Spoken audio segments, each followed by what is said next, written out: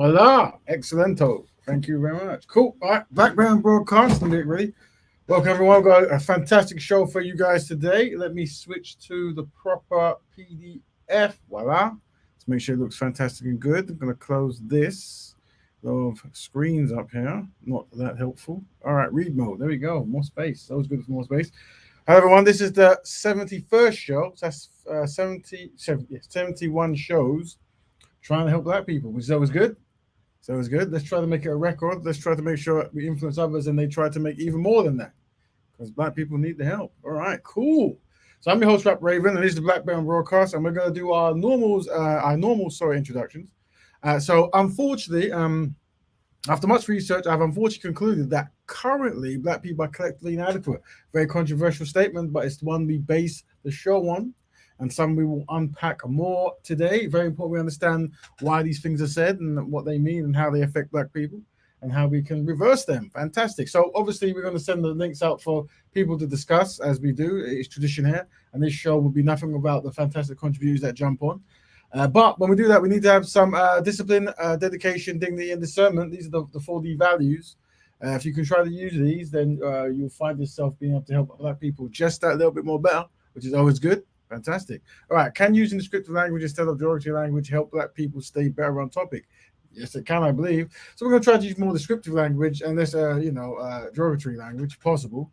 Less obviously we're reviewing stuff or we're watching things. This is probably the best way for us to behave. And I recommend that when you're trying to be constructive towards black people, you follow suit. But, some people have different styles and different things and, just this recommendation. But we'll see what happens. But on this show, we definitely want to keep it colorful language and not colorless language. That's a good term to use. And we shall be going over terms today. We shall be just some terms, but let me go through the intro just to get it right. So what is Black Betterment? Very important. Black people helping black people on black issues for betterment. That's what that is. So Black Betterment is a lifestyle. So this entire broadcast is promoting the lifestyle of Black Betterment. That's right. The lifestyle of black people helping black people on black issues, which is actually you'd be surprised how many people don't do that. So we're going to try to make it official, and how we make it official is by making it a lifestyle. That's the thing. But we're going to go through why today. So copyright disclaimer. I'm not going to read it. You read it. Basically, if we show the videos, it's not ours. We're just using it as But maybe a copyright disclaimer under 107 of Copyright Act. Blah blah blah. Good stuff. There you go. Right. Fantastic. Now, where are we? So today's show is how best to use words to promote Black Betterment. As we just discovered in the intro, Black Betterment is a lifestyle of black people helping black people on black issues. Okay. And also we highlight how to decide whether to help or build with different types of black people. I don't think I put a diagram for that one, but I'll bring that one up. That's a good one as well. All right. Anyway, so wonderful picture there of many different ethnic group black people. People who identify. We're going to start there. Just looking at that. If you have a phone or a screen, you just take your time to look at black people, see what they look like. All over the world, people have been described as black people from different parts, blah, blah, blah.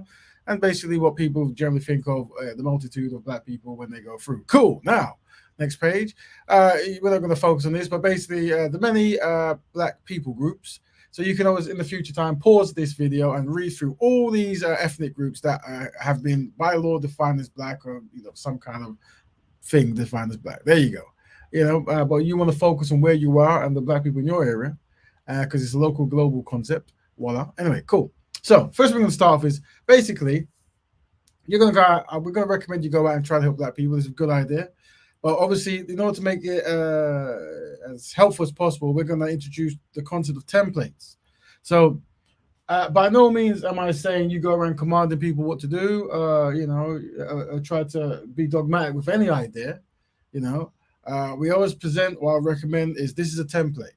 And unfortunately, black people don't seem to either have templates or we've forgotten the templates. So, the good thing about life is you have a choice. And that's the word we're going to come back to at the end. But what we can do is we can set down certain templates that allow people, to know what could be done to aid in collectively helping black people. Because sometimes when you talk to people, they don't really know, it seems. So that is one thing we can do. So we shall remember the term template. So this show we'll go over certain terms. And any questions, feel free to shout it in the forum. And afterwards, we shall throw the link out to maybe just do a nice topic. But this we're learning things this week. So This word here is very important. Collectively, black people have no friends. Very important word. When you go out and try to talk to family, friends, and other black people, they're gonna ask why. And one of the greatest whys you can have is to understand that collectively, black people have no friends. That's right. Unfortunately, it's unfortunately true. But there isn't any collective people group that tend to have the back of black people, nor should we go around expecting that. I think that you're in grave error. When you debate many people, what you're going to find is they still have that mindset of we're all together, kumbaya, that kind of stuff, and that kind of mindset hasn't really worked for black people. You have to have a more inward solution based strategy, which is why Black Betterment. The rules of Black Betterment is it has to be black people helping black people and black issues. Once you violate those rules, it's no longer Black Betterment. All right, cool. So first thing you're going to come with challenges. Obviously, black people they're scattered all over the world and all that kind of stuff, and many black people had a very similar way of thinking, similar way of acting, lifestyles, religions, but through many incidents, transatlantic slave trade, colonization, all this good, fantastic, terrible stuff that went on, things were changed. Now, what you're going to find when you try to talk to black people is many black people have different religions, and obviously, religions are the primary in many black people's lives. Historically, it was a personal thing, but it becomes a bit more deeper than that, and people are very religious and stuff. And also people will use religion as an excuse as well. So you have to always look out for that. But what I've decided is a way of how to communicate with black people in using symbolic imagery or just metaphors and that kind of stuff. Just to break down how you can be religious and practice black betterment. Because normally when you ask black people to stay dedicated to black people in certain activities, they will give you a whole religious saga of why they can't do that. We have to have. You tend to find those people are probably just trying to find excuses not to do anything. But either way, we have a speech that has been conducted. So, is black betterment compatible with religion? So the idea I want you to think of is I want you to imagine that we are people, right? Good. So we got that far. So far, it makes sense. Now the analogy is if we're people, what we're similar to is a phone, right? So think of people, think of a phone. We all have one. Well, many of us do, right? And that's people. You'll get different types of phone, but generally that's what people, right? So maybe let's say black people are, I would say Android, but let's say Android. Let's say Android. Oh, there you go, right? So black people are Androids, right? Now that means that the religion, is the operating system, it's literally how a person functions, right? So that's how they go by, it's their religion. So we will say that Android, it's actually Samsung. So we call it Android phone, but Samsung's your phone, and the Android is the actual operating system. So I should have said that really. There you go. So your person is a smartphone, also known as a Samsung phone or whatever, hopefully a black compare that we'll make in the future. And then your operating system is Android. Okay, so that's your religion. There you go. Right? Now, as you know, even though you have an operating system, you can still have applications, for example, Google and WhatsApp and these kinds of stuff. So that is your lifestyle. So Black Betterment is a lifestyle that can operate under your religious operating system, you see? So this is the analogy. Now, just for you to play with, to help you talk to people who say, I can't practice any lifestyles outside of my religion. My religion is this and that. Third, you just give them examples like that. And hopefully that will help. Let's move on. Cool, fantastic. All right. So certain words we're gonna use today as well. One that's important is every time you try to talk to other black people about helping black people, many black people have been trained to be subservient. You'll realize that, unfortunately. And the first thing they're going to think about is, how other people are affected by any action you're going to do. And what you're going to do is you're going to stand next to many black people who have a lot of fire in their belly for many historical injustices black people face. And they'll use certain kind of terms to describe non-black people in this action. And what will happen is the black people you're trying to talk to about, why to be constructive of other black people, they'll say, no, I can't be because your friends or these other black extremists or whatever words they use are making fun of non-black people. So I don't understand shoulder to shoulder view. So the thing you always tell everyone when it comes to practicing black betterment is don't mistreat non-black people because one, it's not nice, and two, it can be used to undermine black progress. Very important. Please take that one. It's very handy and very true.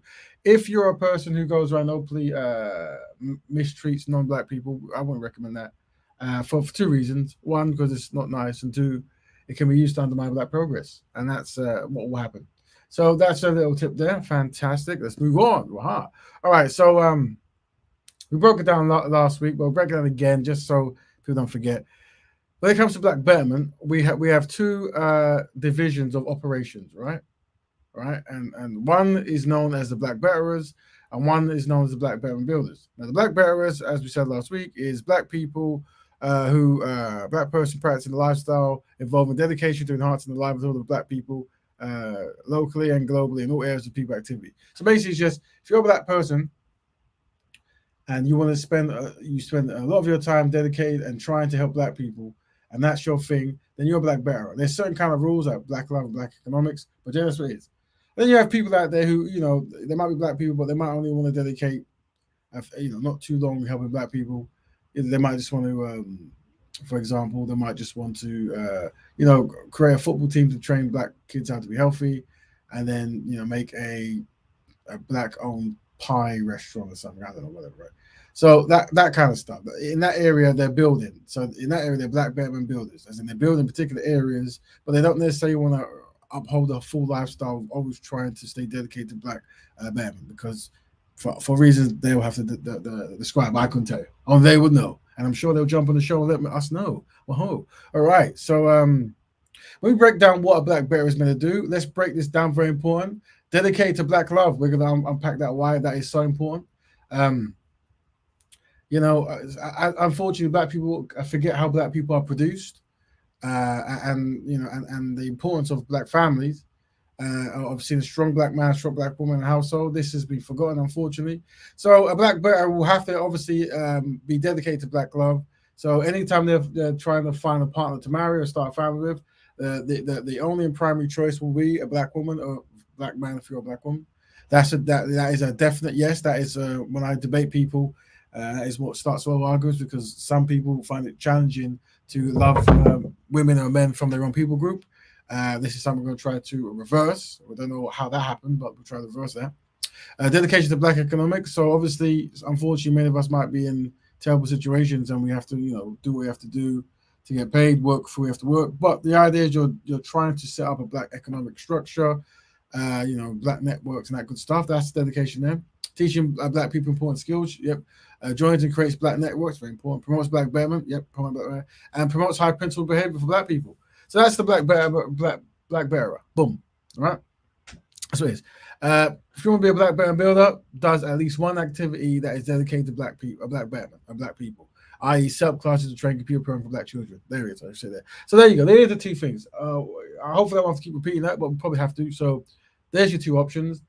So we are giving clear direction of things black people can do, clear words to use, just so it's not this wishy-washy of what black people are doing to actually find solutions. There's actually things you can do. Voila. Okay, fantastic. Next one. So also, one thing we want to do as well is we always want to break down activities that are error-prone and high principle. And there's always different levels to it. Like some is way error principle based, and one's very highly high principle. So that's another thing. Striving to be high principles is very important. Having these kind of values is quite important.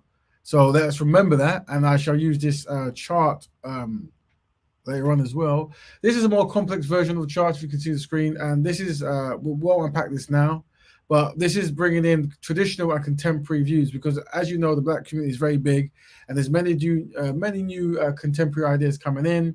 Some of them, I guess, is a choice-based stuff, but some of them might be problematic. So we try to factor that in when we decide is something error-prone or high principle. All right, excellent. All right, so questions that you always ask people. What we're going to be doing is we're going to have dedicated kind of teams to certain things, and as we were alluding to last week. And sometimes you will be in a confusing state when you try to work with black people, because they're so integrated in everything that every time you try to do one step, they question everything you're trying to do. So one thing you can do to mitigate that and to try to minimize that, whatever, is to ask certain questions like, what are your views on black love? Constructive black man, constructive black woman, raising constructive black family. Find their views on that. They might be completely opposed to that. They might, want to run you down out of town, that kind of stuff. What about black people improving the rights of black people? How about black people being respectful and honorable to black people? Remember that black people to black people. Find out their opinions on that, because if they start interjecting and doing some new kind of remix, then you might have difficulties building with that brother or sister, because they're very integrated in a more contemporary way of betterment, right? A modern day kumbaya kind of state where everyone's issues will work itself out if we're all kind and smile and this kind of stuff. And you might have difficulties dealing with those kind of brothers and sisters. All right, and also what are your views on black economics, which is black people networking with businesses, black people patronizing each other's business, very important. Black people teaching each other business skills. Voila. So this further expanded. Now, this word benchmark rebranding, good word you can use. And what it is unfortunately there was a time where black people knew what the goal was, but as time became harder, people started lowering the goal, lowering the bar. And we can use the example of maybe the benchmark was to try to find a constructive black wife or constructive black husband. And then it became just a constructive husband, constructive wife. And then it just became a husband and wife. It just became a woman, right? With or a man. So this is benchmark rebranding. There was clear goals of what you're trying to do. And this is what happens. We lower the bar. So remember that word. Oh, yeah. Fantastic. All right. So Black Love Campaign. So I'm going to start soon just to show the logo, or just to show the symbol of the importance of the Black Love Campaign and trying to promote constructive images of Black love, constructive stories and all that good stuff of thriving, surviving black woman and black man doing good things with the family and all that good stuff, right? So that's what we try to do, and that's something that hopefully people can jump on and help. We definitely want to talk about people's views on that to see what they feel. All right, cool. Now, obviously, when you start debating with certain people, they're going to have different views, and we want to have words to try to lower anxiety. So, what I'm pushing forward is this concept of traditional love and kindness, and traditional and contemporary love and kindness. Remember this word, traditional and contemporary. Traditional from the past, contemporary, modern day fashion, that kind of stuff. So, with black people, black economics and black love, back in the days when people was attacking us left, right, and center, it made sense. It was traditional. It was our level of kindness and love is to stay dedicated to the black community, because of a false sense of integration, this kind of stuff. This kind of tradition has now been thrown to the wind, and now we have contemporary where go everywhere, hold hands, sing songs, and that kind of stuff. Very good, very nice. However, as we're seeing, it's been demonstrated, black people are still kind of in a problem. So we might have to go back to traditional kindness, traditional love, just until we can work out what's really going on. So let's not forget about that. Let's not forget about that. So we are trying to practice traditional kindness and traditional love. All right, cool. One other event that we tried to do before COVID came in, but kind of messed that up, and something that we will be doing, and something that obviously the community can get involved in. It's a concept known as co-unity spend. And what this is, if you have a business out there, you or your family, give us the name of your businesses. What we'll do is we'll pull it in a database, and then week to week we'll promote your business, and we're saying next week or next Monday or whatever it is, we're gonna be in George's Caribbean painting shop or whatever, and then what happens, we promote it and we get as many people to come down as possible, take pictures, hashtags, all the kind of trendy stuff, and and buy and preferably buy a thing in the shop if possible, get enough. But what we're doing there, obviously, the primary isn't actually to get the vendor lots of money, and that is a very good thing. That's a secondary. The primary is to train black people to look to patronize and spend in black establishments, and that kind of network going on. And so that is what we want to do. But hopefully, as we move forward, you guys will be part of that process. And we can do that all over England, all over the world. And, as a concept, I'm happy to give out JPEGs and images and designs for people to do their own co-unity spends in different areas. And we'll try to promote the best we can and get that kind of fantastic spending going. Oh, yeah, very nice. Now, certain basic principles, because obviously, as you know, in some areas, there's disconnect between black men and black women, which is never good, And what we're realizing is sometimes there needs to be certain statements that make sense. So one statement is black men protect black women and black children. Black women protect black children. Just a default statement that if you understand it, things make sense, and conversations can actually flow, and you have your role in your family of certain basics, right? So that's just something we have there. So we'll move past that. Something you can use as well is the two stages of sabotages, and this is once again when you talk to black people have been many have been trained to be subservient and practice kumbayasm, this kind of stuff. So what will happen is most black people who are kind won't know what they're doing in certain aspects, in the sense of they will sabotage everything you're doing, not knowing that they're sabotaging it. So we identify two types of sabotage: back of the mind sabotage and front of the mind sabotage. So back of the mind is where people don't know what they're doing. They've been conditioned to think a certain way, and when you try to start something, they think what you're doing is wrong and they sabotage it. Or front of the mind sabotage is a bit more cunning and planned. What happens is there are people who generally dislike black people and don't want black people to progress. So when you try to do something, they'll send certain people in to undermine it and sabotage it. And that's something that is very conscious. So these are two. And obviously, you want to be aware of these two kind of acts of sabotage that happen whenever you try to help black people. Very consistent, unfortunately. But this is why, remember when we start that black people collectively have no friends.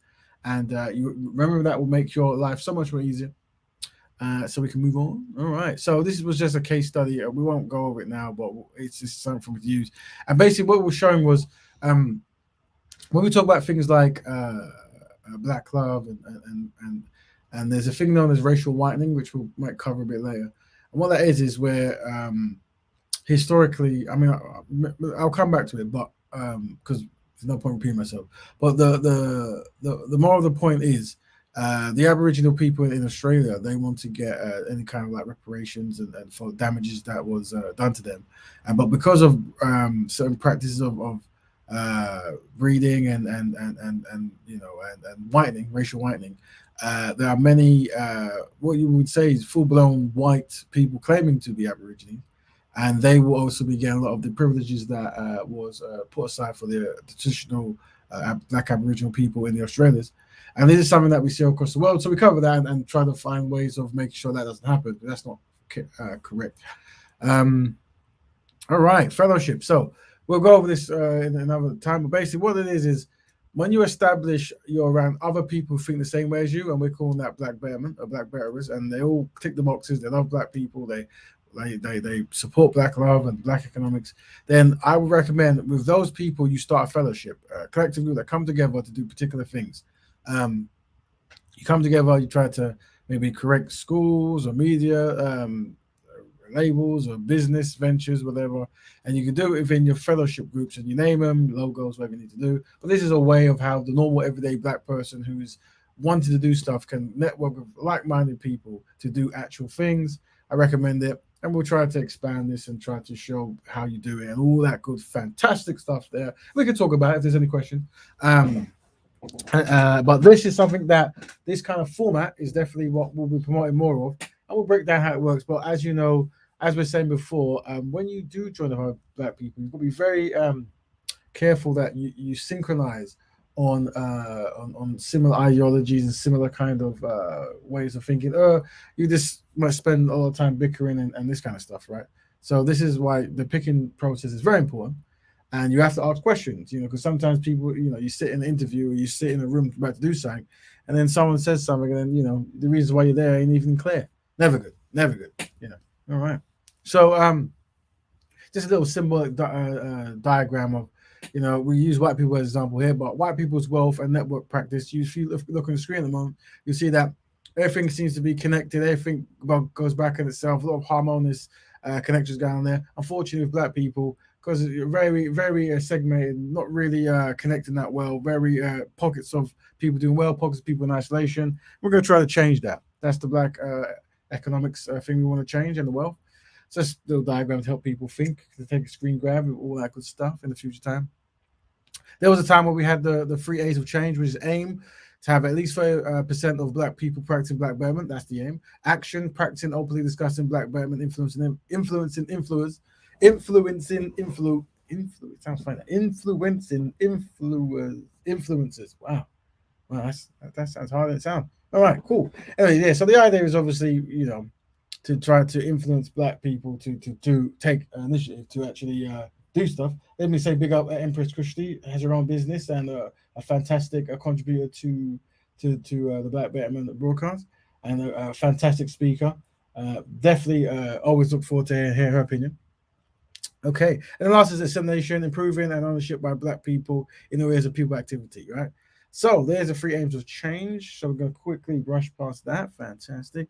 Okay, so this is what we were talking about before. Now, introducing the ideology of racial blackening. So technically, there was a word known as racial whitening, which the Brazil, Canada, I think America to extent, Australia, a few other countries practice, and to be honest, the world kind of practices. But there's this concept of obviously not being with black people. If you are black, not being with black people, and that way you become. Let me actually read out the statement. So racial whitening or whitening is the ideology used as a solution to the Negro problem. So people thought the Negro's existence was a problem.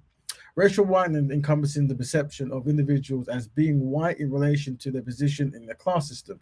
Supporters of the whitening ideology believe that the Negro race will advance culturally and genetically, or even disappear totally within several generations of mixed breeding between white people and black people. The ideology inserts the belief that the white Aryan race was superior to all other cultures and will inevitably written the inferior race's blood. Racial whitening is also a process used to control non-white indigenous people's economic ownership. All right. So technically, what was happening was racial whitening generally equaled black hate. So there was no concept of racial blackening, but I thought it might be appropriate to introduce that, but slightly different from what the negative connotations that the racial whitening did. And this was what racial blackening is. Racial blackening or blackening is used as a solution to anti-blackness, black inferiority, and collective black inadequacies or colorism. Racial blackening contributes to black economics, black generational wealth, and culture and black cultural ownership.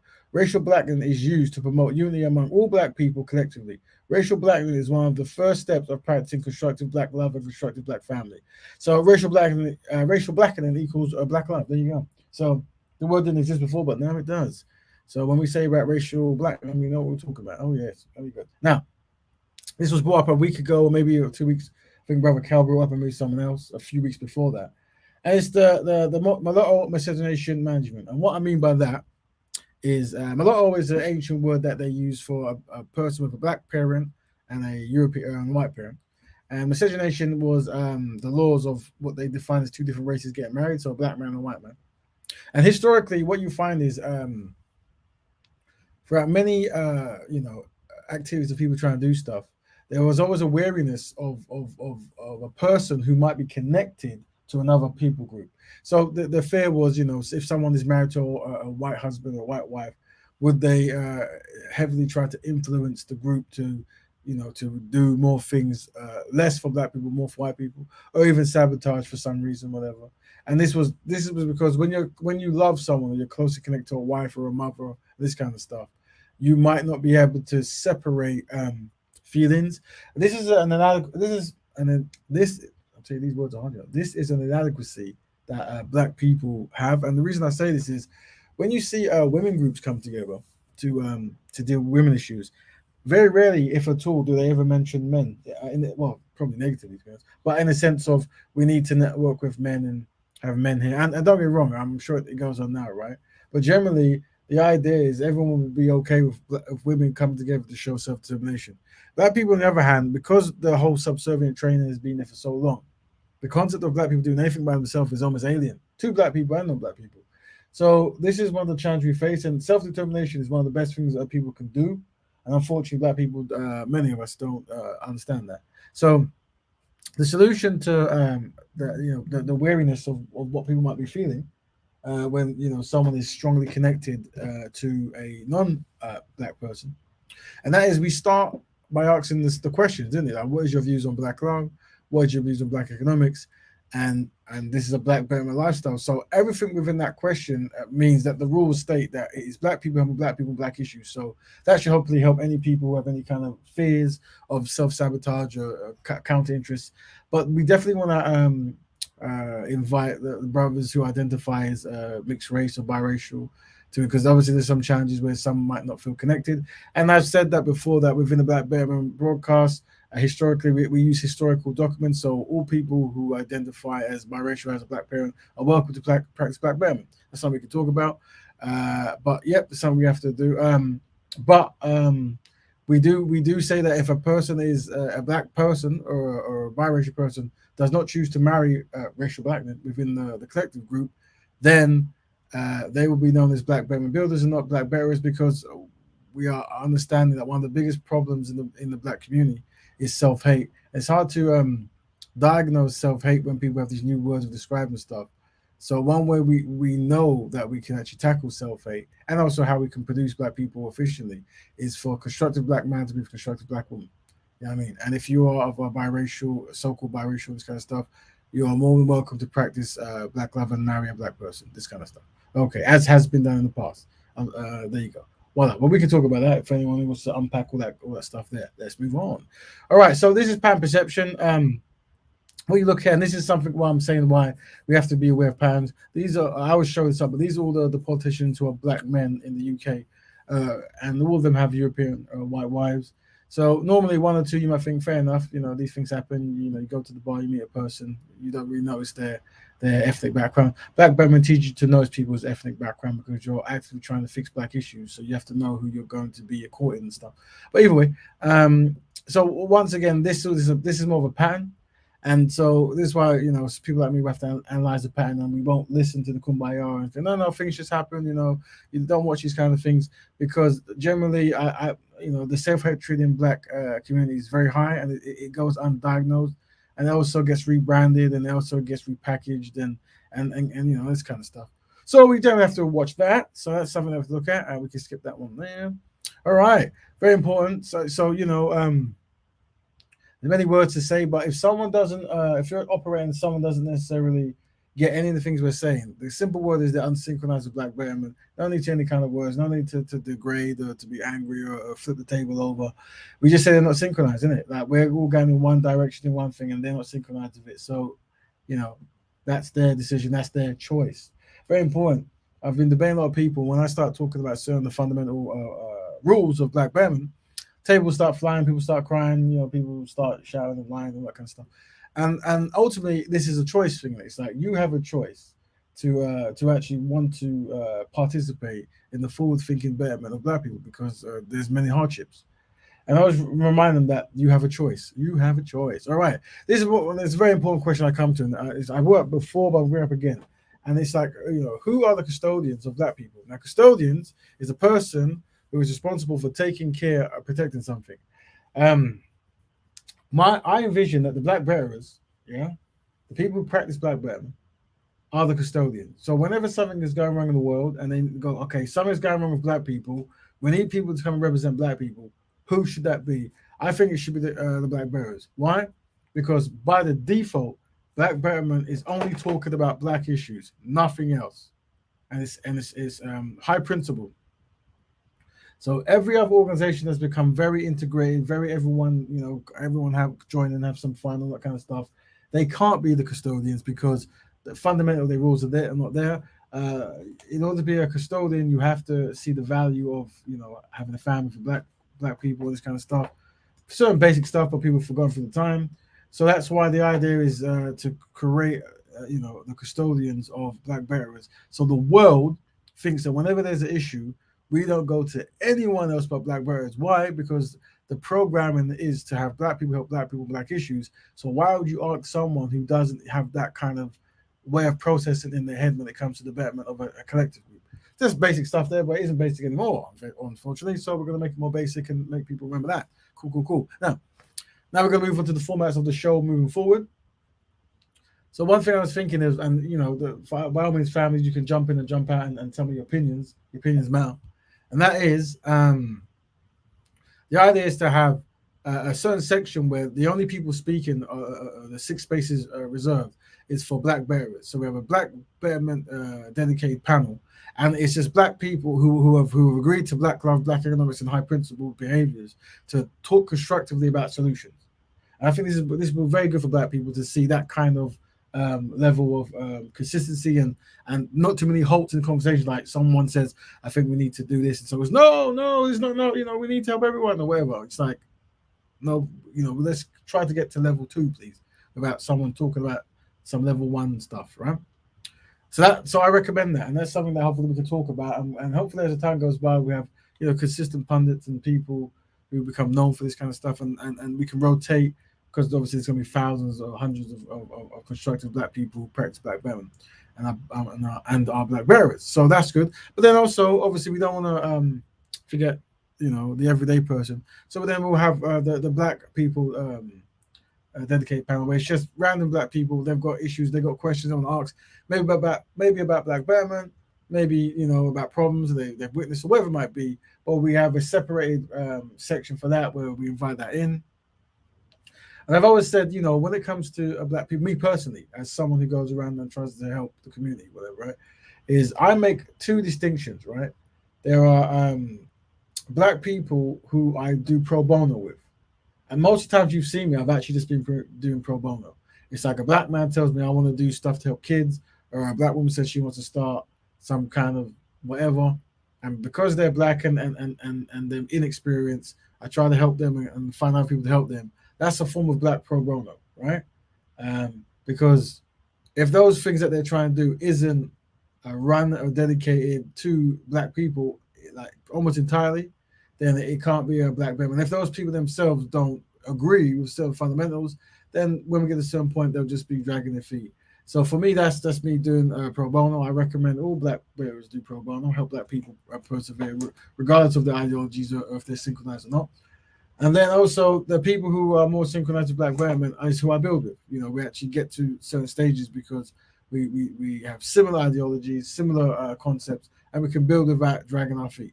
So that's the two we break down: the pro bono or the black bono, and then obviously the people we build with, the people who think more like us. Is there any more here? Probably not. I think that's the last one. Fantastic. Look at that. Did that all that in, says 41 minutes. Okay, well, it's 36 minutes, really. All right, so that's not bad. All right, cool. So I probably rushed through that like it was some kind of race. But what we're going to do, we'll look at a video for now. Some of that was supplied by Empress Kushti. Thank you very much. And what is last week, obviously, we're still on the Black Love for now. Can we find Black Love? Black Love. Where are you, Black Love? I know you're here somewhere. So it's good to see that. Right, so basically what it was is there was two gentlemen from a few weeks ago. They've got some dating show, and what is they were saying they don't like black women, and they were using African American names to describe them, and using terms like we're not night riders and those kind of stuff, right? And obviously people around the show were very offended by that, and we have a follow-up video of a brother from the new Black Panther Party, or used to, I'm not sure if it still is, and the son of a new Black Panther Party as well. So let's just see that, and let's just witness this. Okay, I'm so sick. As a student of Dr. Khalid Muhammad, I'm so sick and tired of athletes, entertainers, and those that make it turning on black people and talking down to black people. It's clear that these two brothers, they just love them some cracker women. They just love them some blonde-haired, blue-eyed, pink-toed, pale-skinned, buttermilk complexion, ironing board backside, caucasoid mutanoid, subjects have itch, white cave bitches. And it's a shame. Myron, I call Brother Myron the Sambo from Sudan. I'm hoping that he hasn't been bit by the white Arab disease that teaches that the white Sudanese is better than the black Sudanese. I heard Fresh say that one of his parents was black, but we don't know about the other one. And so we in the new Black Panther Party, and I, Malik Zulu Shabazz, I want to say I love the black woman. I want to say that the black woman is the queen of the planet Earth. She's the mother of civilization. That the black woman is the goddess of the universe. She ain't just somebody we may just happen to want. She is not just our preference. She's all that we want. We don't want nothing else but the black woman. And one day we're going to put a stop to this.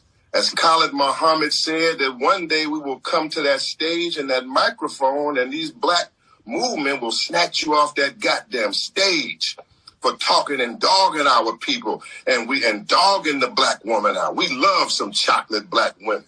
The blacker the berry, the sweeter the juice. And that's all we want to hear out here.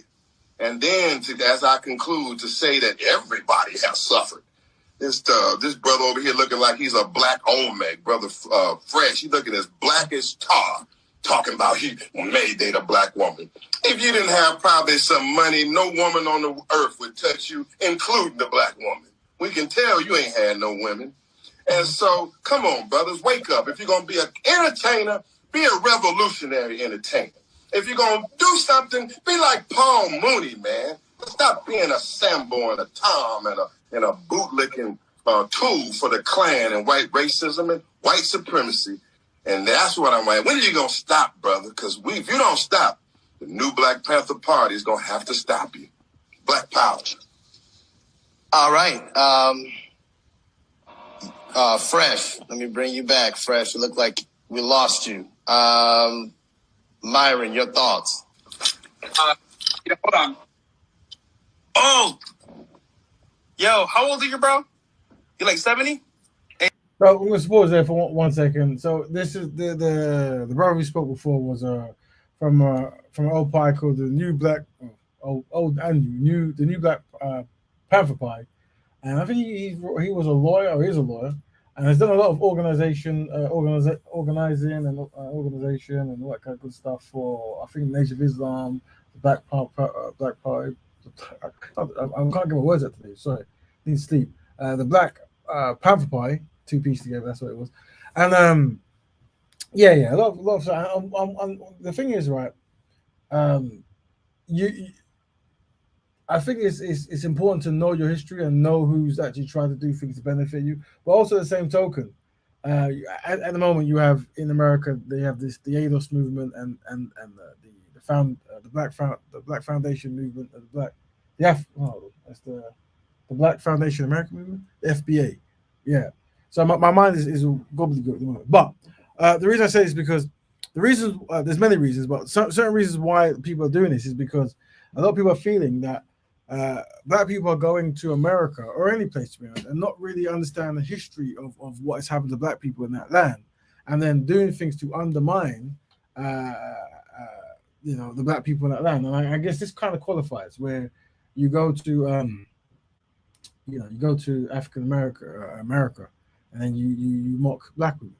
It's just very peculiar. So that's something to note. But also, the brother's now going to start talking to, and you're going to see the behavioral pattern. And this might be a more new age kind of thing with the whole trolley kind of young spirit kind of behavior or whatever. But it's something to be aware of. Hey, look, my dog's white too. Ain't nothing white that you don't like. Show me something black you like, including your black self.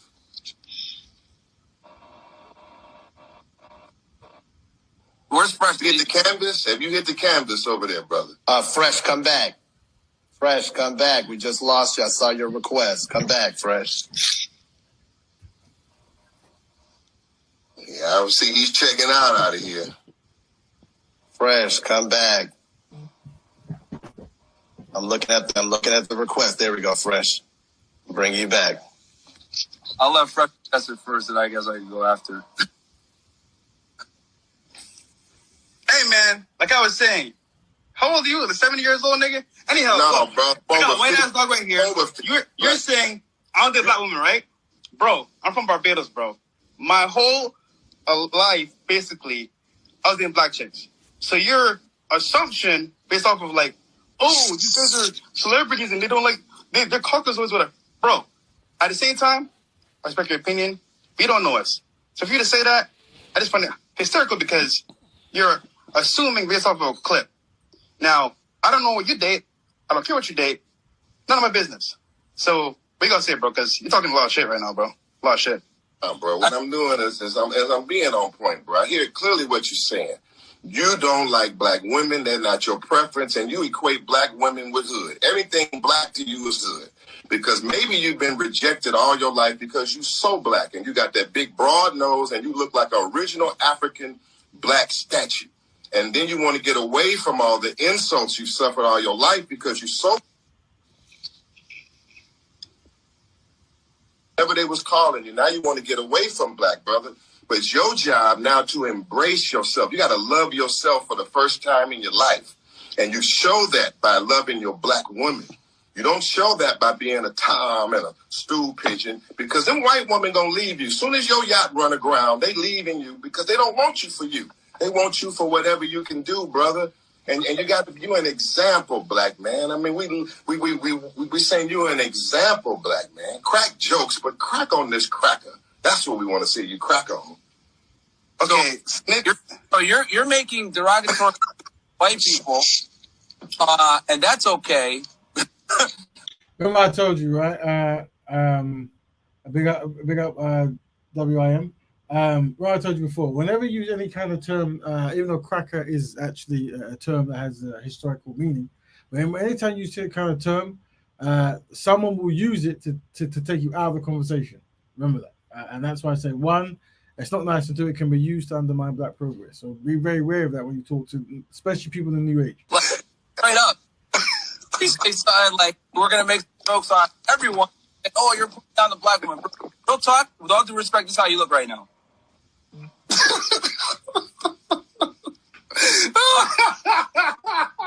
Fucking car world, bro. This is how you look. Got you by the toe, and I ain't gonna let you go, Myron. How you look right. Come on, Myron. Come on, Myron. You got it wrong, brother.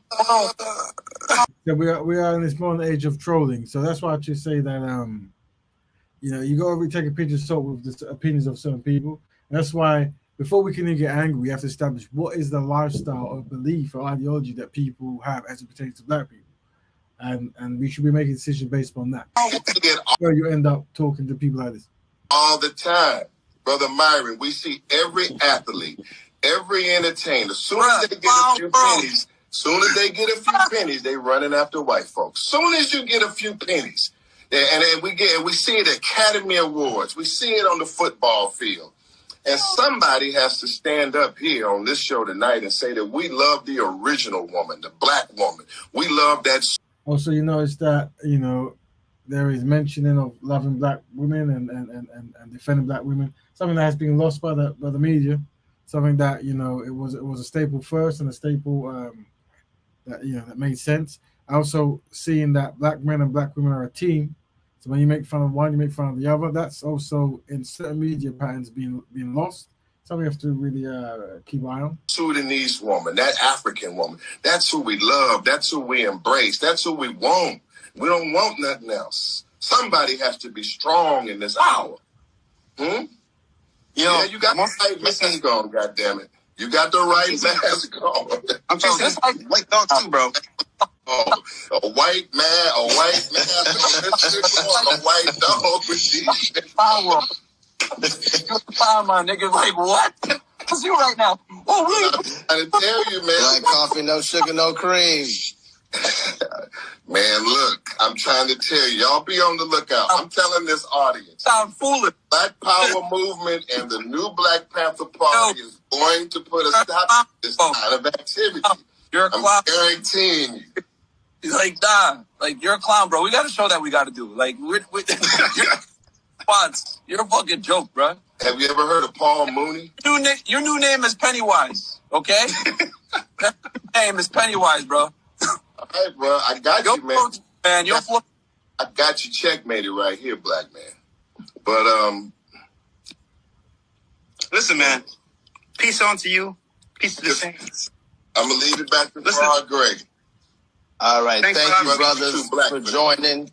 You are two jet black, crispy black, wide nose, super black to be talking like this. You ought to be ashamed of yourself. I got to go. All right. Okay, there you go. So that was the legacy of what happened after those guys had their shows calling black women out their name. I've sent the link now in the group. By all means, people jump on. We had a very quick, fast-paced show, but I was losing my mind and muddling my words. But I put the link out there, and I guess I did mention that we're going to try to have a certain format of moving forward. Not now necessarily, but we're going to move towards trying to get more dedicated people towards Black Betterment to speak on a particular panel where about certain particular things, and then afterwards we'll invite everyone, whatever. I don't know why people engage with people who will never see their point of view. It becomes pointless. and put that out for people to see. Yes, and this is what I'm saying: establishing ideologies, information, purposes, goals. You know, and giving priority to people who are in the same kind of league as you. You know, when you start, if you go around assuming that if everyone who's of African descent or black people or melanated, whatever it might be, is gonna automatically do things that's in black people's collective best interest, then you're going to be this. You're going to have a hard time because uh, the culture, the training, the media, the self hating, the subservience, all this kind of stuff dictates to put black people to do anti-black behavior, to work in other people's best interests, and also to practice benchmark rebranding, and also condition themselves to think that what they're doing is correct. So if you see the brothers there, their thing is they've got their dating show and they've got thousands of people coming in, and this is the behavior they do to get people, what it might be. But this is the thing: you need to really pick up who you want to be talking to and who you want to be networking with, right? Because all that kind of stuff will start happening. Templates. So where are we? Where are we? That's a nice picture. All right. So how best to use words to promote Black Betterment? All right. So hopefully with my Russian there, Russian there. We got through certain words, but if there's any questions, by all means, the link is there. Family, jump in. Now's your time for us to start. By all means, we can talk about the video we just saw, or we can talk about how best to use words to promote Black Betterment. And we see brother WIM, saying, I don't know why people engage with people who never see their point. Yeah, but remember, there's also that technique of talking through people to people. So sometimes you're talking through someone to a big audience. So you're giving, even though you're facing that individual, you're giving them information. Actually, you're passing the information through them to a bigger network. So people who see that can try to reach out, contact, and come round and actually try to do something constructive. The link is in the forum, by the way, family. If people want to jump in, by all means. Let's now go through, while we wait for people to decide if they want to come in, let's go through some of this and unpack some of this stuff that we rushed through. The whole don't mistreat was kind of used just there in the video, where the brother tried to say, "Oh, you're saying we're mistreating people, but you're mistreating people," as they'll always use. We want to minimize people from using these backdoor escape. That's why do not use any kind of derogatory terms if possible to non-black people or to black people, to be honest.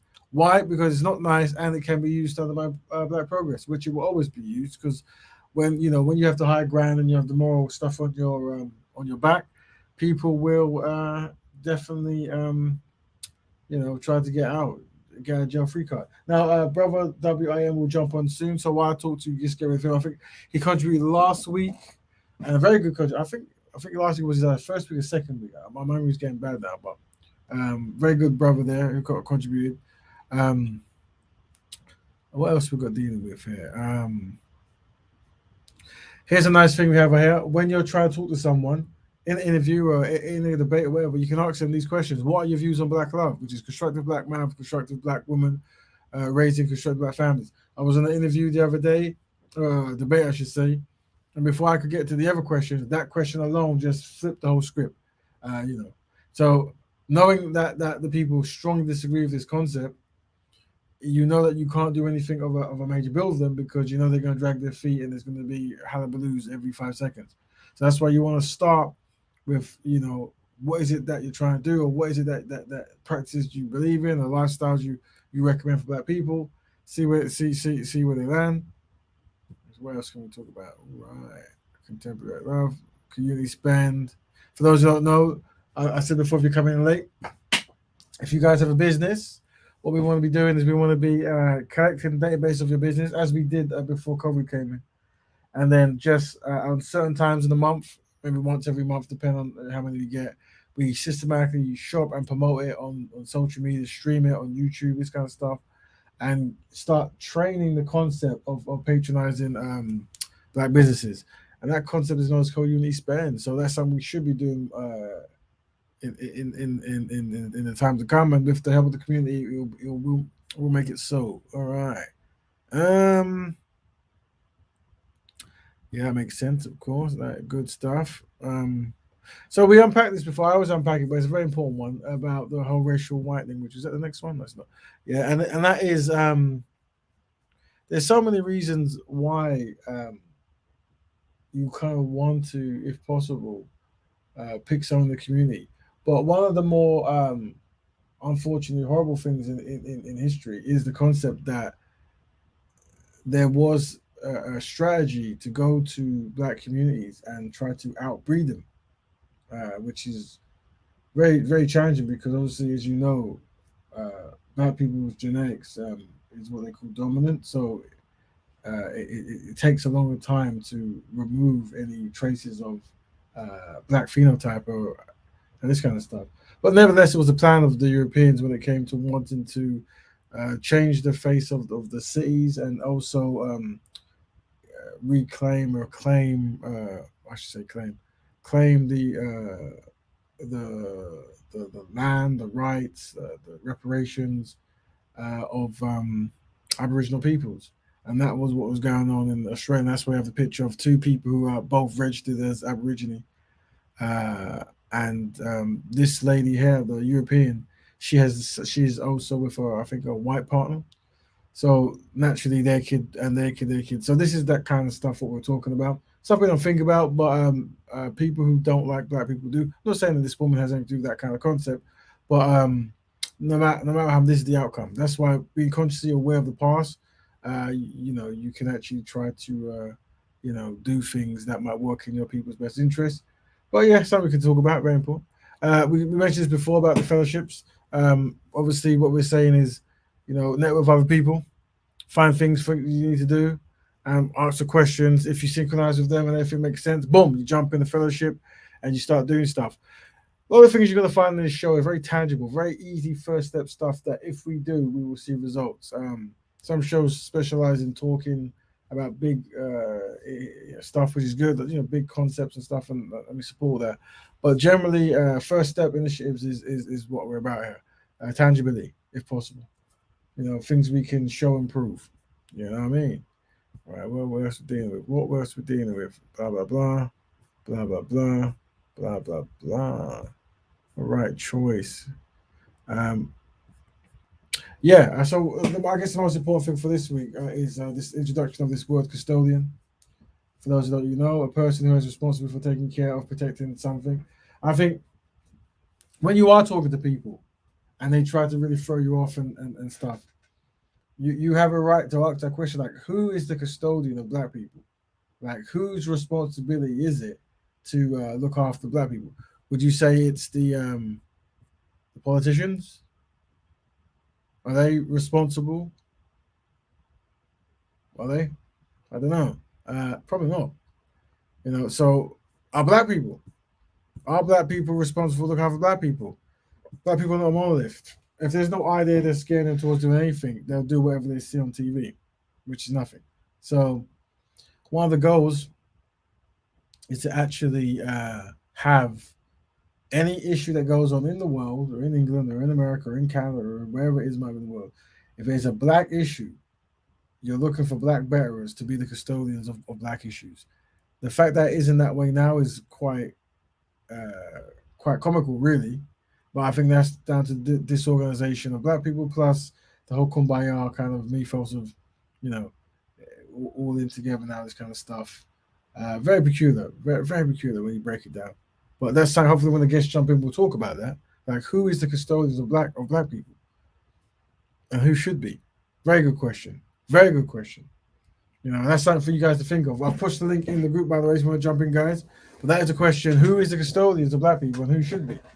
And what is it that a person believes that makes them worthy to try to campaign a move in a way that's for black betterment? As you saw from the last video, those brothers were there was two brothers at the top, two brothers at the bottom. Two brothers at the bottom were the guys who were known for saying disparaging thing about black women. They don't seem to have anything connected to black betterment. They're more about economics and love making, whatever it is they do in their show. But the two brothers above, more so the guy on the right, Brother Malik Shabazz, has a history of trying to help black people as a lawyer, as an organization, or organizer for movements and meetings and protests and this kind of stuff.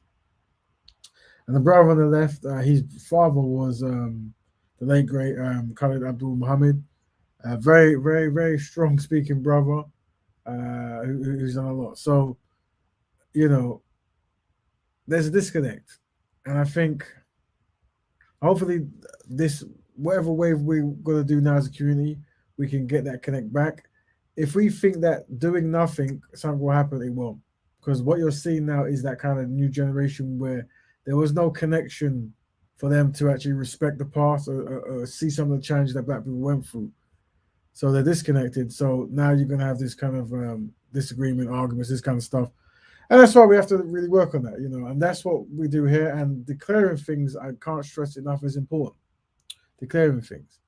And it's one of the many things I do before I start any kind of debate. I go, hi, my name is Raven. I'm a black betterer. I practice it because unfortunately black people are very disorganized historically and have gone through much pain, and I've been rendered collectively inadequate at this point. So I practice a lifestyle known as Black Betterment Building, which is black people helping black people and black issues. One of the goals is for people like myself and others who want to stay committed to be the custodians of black people. So whenever there's trouble, we can have people who generally want to look out for black people's best interests to actually take that role and use, whatever kind of training they've had for the particular challenge that arises, rather than either money opportunists or people who are, paid for by non-black people or whatever it might be, or people who what you said to notice as well, right, is when it comes to anything to do with black people in general, what you'll find is someone will be murdered or killed, and then you have organizations that come out to say stop doing that, which is correct. You should do that. You should try to say don't kill any black people. That's not cool. But that's the kind of big energy that we get from any black focused concept. It's the protesting for the murders of innocent black people, and this is like a worldwide phenomenon. But what I'm saying is, as important as that might be, I think it might be also important to start declaring certain things like black economics, black love, black betterment, black ownership, right? And I think this is where we kind of fall short, where we're only allowed to have permission to kind of rally and protest rather than openly declare some of these things, and and training black children and all that good stuff. Now, family, let me just say that we're gonna waffle on again a bit about how the broadcast will be hopefully progressing in time to come, and it'll be good to get your guys' opinions if you think that can work. So, where are you? Yeah, so like I was saying before, the new format, this is hopefully for those who wish to join, always welcome, is we will have a show, then we'll have an intro show and videos and talking, blah, blah, blah. And then we'll have a section where it's just black bearers. Just people who understand the principle and want to practice and talk about constructive things that way.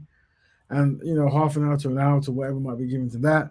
And then we can actually allow any black person to jump on who just has questions about stuff. And that way we can at least get like one where people are trying to find out something or disagreements or some kind of back and forth debate, maybe disagreements. And then we can have one that is more the stream without link is broken. Are you sure? Hold on, let me generate it again then. Hold on, invite, copy. Yeah, is that right? It looks the same here. Let's just try it. Maybe does it work now? Let me know if the link works, family. It is. I can see this little thing on there. I think that little line must have. Where's that line come from? Because I've pushed it back. Hold on. Yeah, where's that one come from? Let me know if that one works. I hope it does. Yeah, no, so if things don't work, fam, let me know it, because I don't know. Some of the technical things might jump up and down. I don't know. The interweb. Voila, we have WM. We have. I was clicking. Welcome back again, brother. Hey, can you hear me? I can, nice and clear. It's always good. And we have Brother K as well. Yeah, it looks like it wasn't working. Whoopsie daisy. All It was right. the I think it was like hyphen at the end, which was Yeah, technical stuff. One mistake and it all goes pear shaped. Yeah.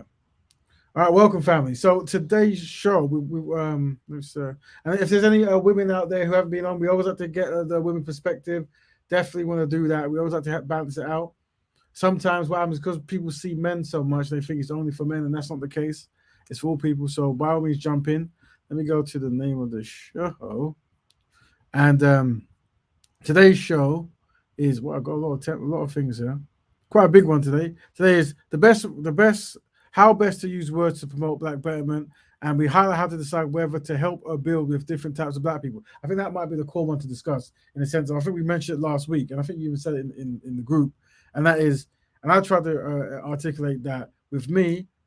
I'm always going to do pro bono to many black people trying to strive to do better. But when it comes to actually building back and forth, there's a certain type of person I can build with, because I think Brother Kel must have said last week, like, there are certain criteria, certain things that might make a person sabotage what you're doing. So how are you aware of it?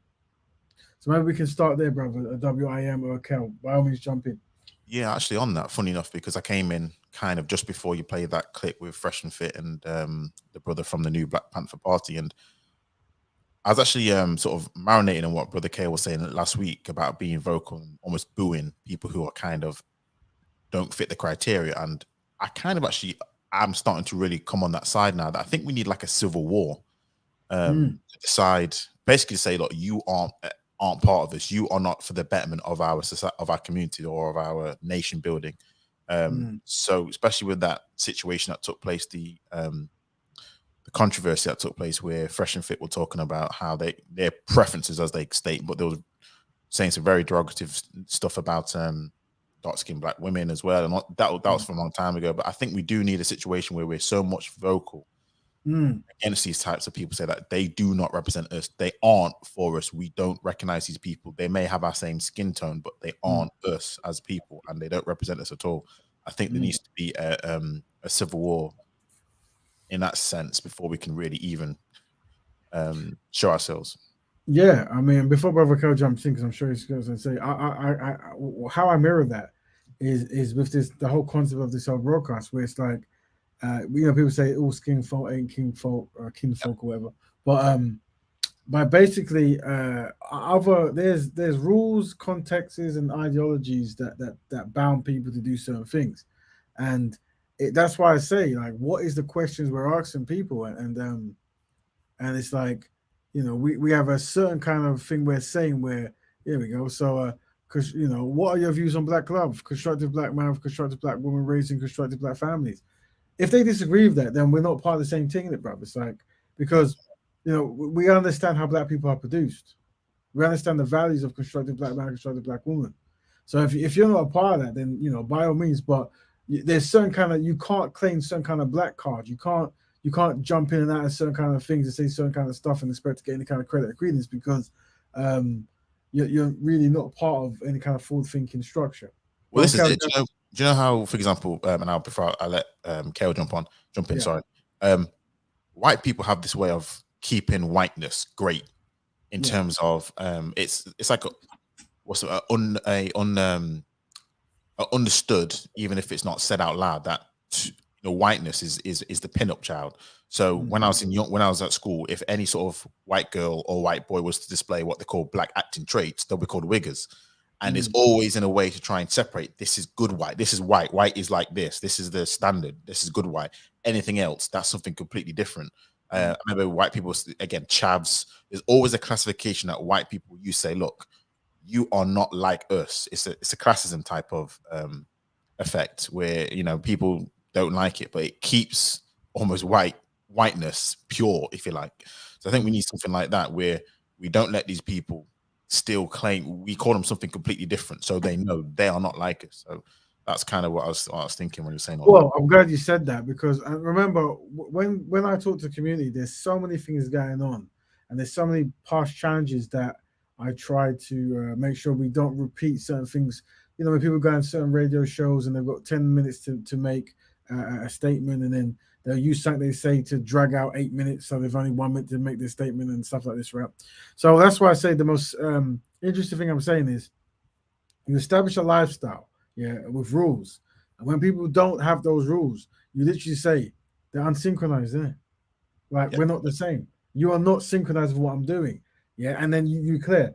I am for black people helping black people on black issues. You don't agree. You know what I mean? You don't agree. So we're not you're unsynchronized with everything we're doing. So that because what we tend to do now, which I'm not saying yeah and nay because some people see the value in it, is we create derogative terms or insulting terms to describe people who do things that's not in black people's best interest. And don't get me wrong, there's a value in that. I get that, right? But I think at a certain point, uh, in certain structures, that will be used as a get out of jail free card, and it'll be name calling back and forth. So I try to say, what words can we use that describes an actual action, but it makes people clearly know what they are doing or not doing? And it's like this: we're about black betterment. You're not. You're not synchronized with us. So when it comes to talking of black issues, you actually don't qualify because you don't necessarily care in that capacity.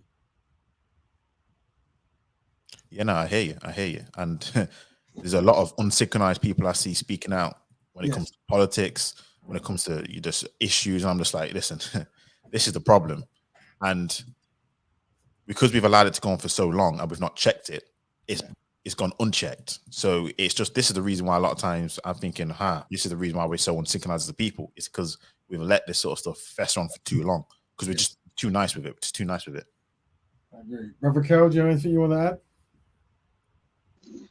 Now you both just clarified, and you both took the words out of my mouth. Exactly what we need to do, you know. Yeah, I agree with both of you. But yeah, because at first I was like, nah, you know what? We need to just be a bit more amicable.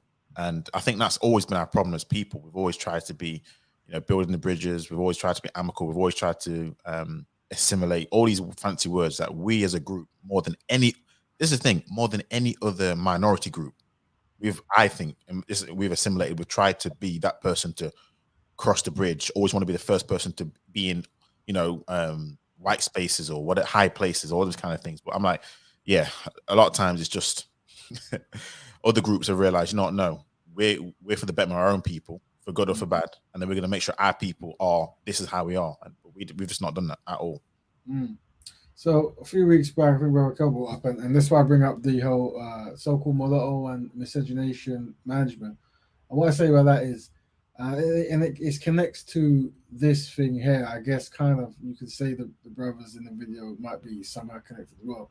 When you have a person who's connected in some kind of intimate, like deep intimate, like long-lasting marriage or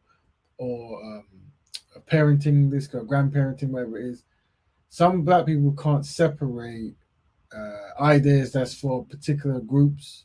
And I gave the analogy earlier about, a woman is able to do a woman's only thing and focus on women's needs and not feel need that they need to bring a man in the woman's changing room, whatever it might be, or in their meetings and stuff. But black people, one of the challenges is this connection when you grow up with a certain person around, and everything you do, you want them to do. And one of the challenges I face when I debate publicly is you find out the black people who, they want to bring their friend who's from this country or this other place, and they have no idea that this is a recipe for disaster. It's a recipe for disaster, and that's why establishing that black betterment is black people having black people black issues as a golden rule. Once you put something else in that equation, it is no longer black betterment. It's kumbayaism or a new word that people want to use. That's fine. And I think this is why rules are important. And that's why I keep using the analogy of veganism, as you can't eat a cow and say I'm a vegan. You can't be a vegan event where they sacrifice a cow. It just can't happen, right? It's something else. It's not vegan. And just like by having these strict rules, it will force black people to see the value in black people helping black people, because self-determination isn't valued anymore. Nothing that isn't valued anymore, well, it is internally, but not as a collective push, is how valuable black women are to black men. And I think one thing we want to have a strategy of doing is having a strategy of sports the first thing we have to break down is there can be no competition between a black man and a black woman because essentially they're a team. And when you look at like a football match, you're gonna have a goalkeeper, you're gonna have a striker. There's no value in the goalkeeper saying I stopped more shots than you, and the striker said, "Well, I scored more goals than you," because essentially, they're on the same team for the same goal, and their collective effort is what progresses the team. So these analogies might help when it comes to you see these arguments because what we are seeing now is a division in certain aspects, and that division is fueled by what happened on that video where the ease of black people or so-called black, so-called viewed as black people, whatever, um, to then go publicly and use derogative terms and these things to undermine black women and vice versa and this kind of stuff. But this is this is the kind of solutions that we have to work on. Like, well, how do we create speech to minimize that, to create symbolic visions that really lower that concept that black men and black women are two separate things.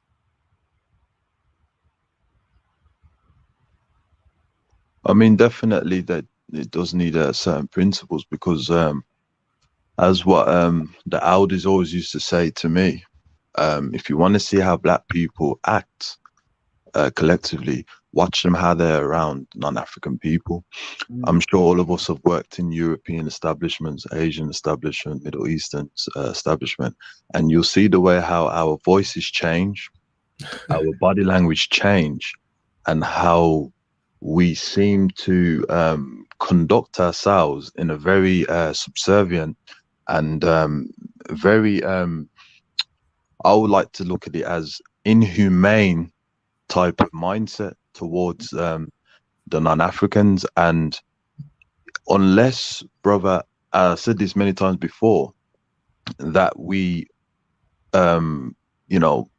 profess in ourselves and our heart nationalism, the African way, these types of behaviors, brother, are going to continue, let alone we're going to allow it to continue. Well, what you said there is interesting because that concept there, like, of nationalism, black betterment, a commitment where you're saying, I'm for trying to push black people forward. I'm for the collective team strategy of working with other black people to find solutions. That's that's a concept that I was saying here with the whole fellowship, right? Where it might be impossible to get. Well, it isn't impossible because you build it stage by stage. But I think one way to get things done is by getting a smaller collective of people to come together on a fellowship. And as long as all those maybe 8, 9, 10, 40, 60, whatever, agree on these concepts that you're describing, then they can then move together and making that business media education kind of venture will be much more easier. Then, obviously just every black person comes in a meeting and they think, and they have an opinion. Because you can have a multitude of opinions and like I said, once you black people around certain kind of non-black people, some of their tones will change, some of their commitments will change, and all this kind of stuff. So, yeah, purpose in that. Purpose. So can I ask something on this? Of course. So you mentioned about how can we as a gender, black men and black women can operate as a team, not competing against each other. And also, you mentioned about how we seem to act differently when we're around not our own people when it comes to workplace establishment. So my question is, being that we are a minority in this nation, are we always going to be undermined purely because we're not going to likely own the corporations that we work in? We're likely not the ones who are going to be controlling our destiny because of that fact. So will there be an inherent danger already because of that fact? So if you have a woman who, let's be honest, she's got a top job, she's got a white boss, white co-workers, and she doesn't see black men on her level or higher, do you think that sort of will automatically create some sort of deep disdain? You see how you see what I mean? Same with vice versa when it comes to black men. Can we hear these complaints?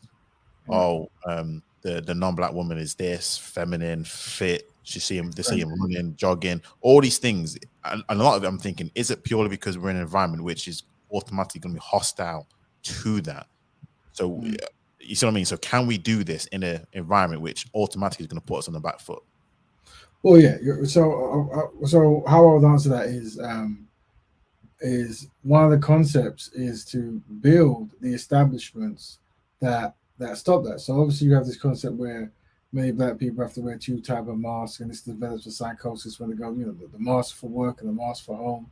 And then there's the concept of like black women are less threatening than black men, so European men will promote them at a further rate, and then that might cause some kind of dynamics between the man and woman, and especially when she's trying to court someone. And there are some women out there, quite a lot maybe, who always trying to look for their equal or above, and they might not be able to find that.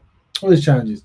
And ultimately, they're things I have to address, but the stage one template that I recommend working towards is literally creating the environment where you are the bosses, you see, creating the businesses.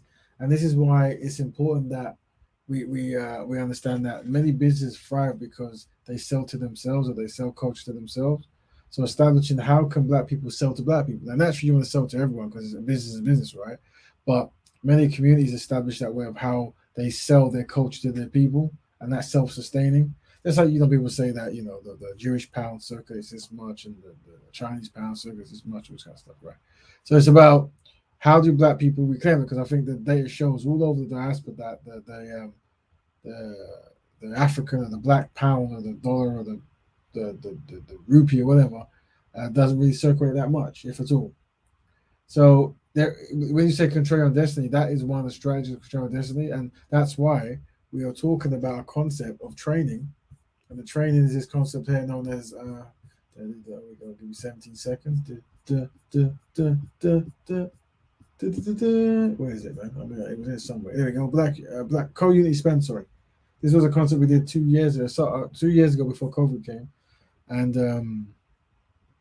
it was literally getting a list of database of black businesses, and then making our hoo-ha a massive promotion of going to the business venture, the place, take pictures, videos, streaming, getting people to buy as many products as possible. And the primary there was to train black people to patronize black businesses, and the secondary was to make a lot of money for the vendor. But generally, that's that kind of training, that tangible first step of training black people to look to support is also a campaign, showing companies that own black stuff. So if you want to buy Supermalt, which of the many Supermalts is actually owned by a black company, whatever, right? Whatever. So that's how I would answer. But I mean, I think what you're saying about the whole woman and friend and family, that will probably that's probably going somewhere else, which is a very important conversation to have. But you can have problems with women being promoted, which is good. Everyone should be promoted, right? But that once again, that's something that a woman will probably answer better. That's why it's good to get the woman's opinion about it. Well, brother Raven, if we analyze that, why it matters, what he says is there is a decoder for it. Is that when it comes to us as a people, emotion, feelings, and imagination seems to permeate from us by using a strategy of keep away from that, or it's going to be bad for us.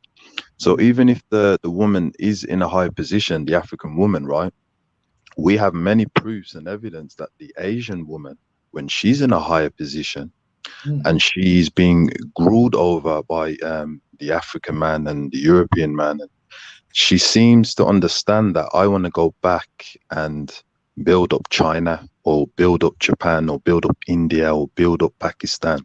She seems to use the logical, strategic way than the emotional way. The same thing with the Middle Easterns, and it's the same thing with the Europeans. So it can be done, brother, as long as we don't use imagination, emotion, and feelings. These three usage, what has been done to us, typifies dopamines. And the brain cannot live without the dopamines, although the brain doesn't really understand the difference, or if that's going to be good for you or bad for it. It just knows that it has to be drawn to it. So if we can control our dopamines, right, i.e., restricting and decoding from gravitating for being with the non-Africans, then it's possible. But as what Brother Raven says, I totally agree. It returns back to our own institutions, definitely. No, I definitely hear you. I think the only reason why I suppose, which is different than other groups, especially is I suppose taking it back to the woman, black woman would likely have to amend her appearance more so to fit in. So there are probably more things which or constraints or masks that she has to put on than let's say a South Asian woman or a Middle Eastern woman, because they have a what they call it white passing appearance.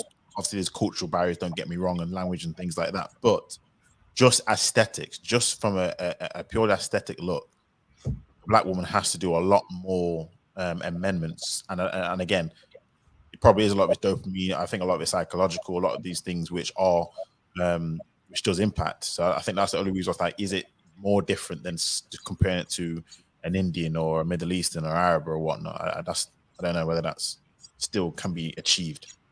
The biggest go on, Brother Raven.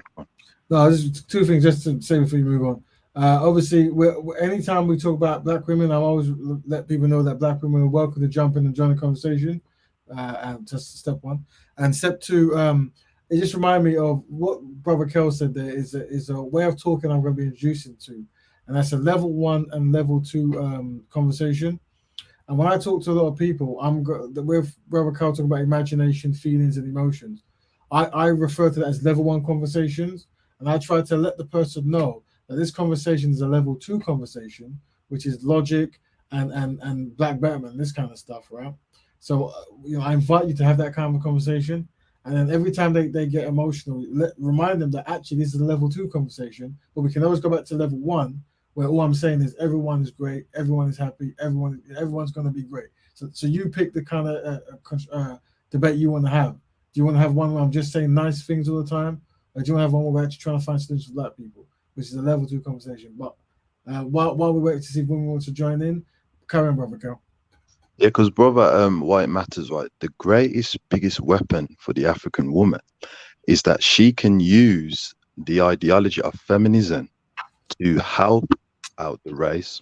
The Asian woman does it, the Middle Eastern does it, and the European woman.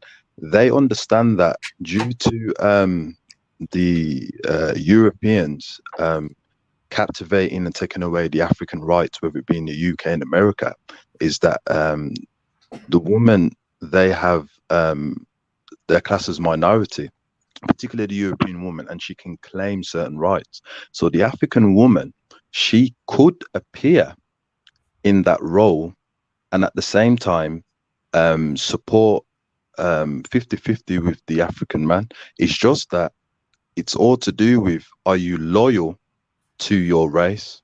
Because everybody does it, brother. Why it matters, you can use a type of mask, right, to further your agenda. The Russians do, brother. You know what I mean? They'll come to America, not all of them, but some of them, and they want to help Russia out. So they'll appear a certain way to make you believe that they're for the American establishment, when in actuality they're only for Russia, and they should be, because they're from Russia. So she could definitely use that type of ideology and mass to help out the race. Not necessarily that she does it all on her own, but what I'm saying is she is going to go into the non-Africans institution, right? She should appear 1 foot in, 1 foot out.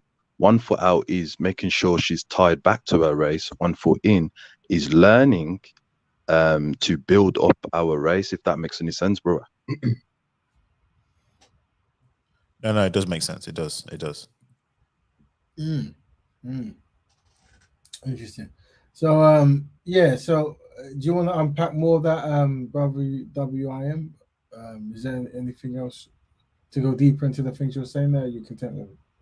No, I'm content right now. So for sure, if I have any more questions, I'll definitely jump in regarding it. But no. Yeah. So for me to go back to, because obviously this show is also about, because a lot of people ask me, how is it that I talk to so many people and I don't end up throwing the couch at people and I don't screaming and shouting? And how do I, get points across? And I think words matter, and also trying to, get through to the logic chip in people's head, which is very challenging at times. But sometimes it is about giving people a choice, and I think like what Brother Carl said there, when we're trying to debate with the brothers and sisters about the value of helping Black people, uh, which is an interesting concept because other people don't need to be negotiated with or spoken. It just comes innate. But because of the training and the subservience that's in Black people generally, it isn't innate. It isn't. Well, it's innate, but it's been taken out. So what I try to do is I try to say things like, okay, we're gonna have a conversation now, and this is a level 2 conversation. So we're gonna go past level 1, which is emotions, feelings, and feel good factor, and go straight to what actually needs to be done that works in the collective best interest of Black people. So when we talk about dating and stuff, we go, does does not marrying a Black person work in the best interest of Black people? And then you wait for the response, in it.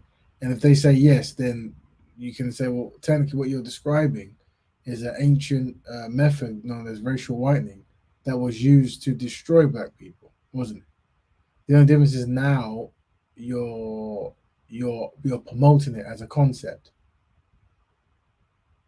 So this is a level 2 conversation. Now, if it's a level 1 conversation, you go, don't worry, man. Love is great. You turn up, everyone's good. Preferences, all the things that make people feel good, at night, whatever. You can say that. Well, if it's a level 2 conversation, then we're going to have to really establish out what is in the best interest of Black people. That's important to remember. The question you're asking people is, what is in the best interest of Black people? And the first thing they'll do is they'll try to break down the rules. And the rules is you're not allowed to do anything that's in the best interest of Black people. And then you can further go on, like, out of all the people groups in the world, do you feel that Black people, are doing okay at the moment? How do you think that it's been quite equal for Black people? And then if they are truthful, they'll tell you, no, actually, Black people have probably been the most mistreated and unfortunately have the least today. Then you go, well, what is to be done about it? And then they'll probably go, kumbaya, work itself out. And you go, well, that's a level 1 conversation, isn't it? And it hasn't worked so far. So we're going to carry on engaging on level 2, which is logic and what works in the best interest of Black people. So you really spell that out so people don't try to get you off task when you're trying to, have purpose. I know the problem we're having right now when I've had conversations like this or similar like this is, especially most people just care about themselves as an individual. They don't really care about the future, the collective as a whole until it suits their own narrative. But when it comes to this dating piece, they don't care. All they care about is compatibility or other kind of stuff. They don't really care about any of these sort of things. So I've always found that conversation always stays, as you call it, level 1, just purely because they don't see it in the same way as other groups. I think see it better in terms of you're helping out the wider collective. They just see it as, I don't care. There's 1 point something a billion Black people or Africans around the world. Me dating out, me doing this ain't gonna cause any bit of a dent in it. I don't care. It is what it is, and then that's it. Especially over here. All over the place, to be honest. But especially with financially successful people as well. But what I would say is, this is if a person. That's the thing. When a person talks to you, they tell you what they're not, and so they're screaming what they're not in it. So when you're trying to find people to build with, you can't build. Like, I'll be honest, all my public speeches I do when I was in Speaker's Corner, this kind of stuff, most times you see with Black people, it's all pro bono. It isn't actually building because these fundamental firsts seem to be a struggle.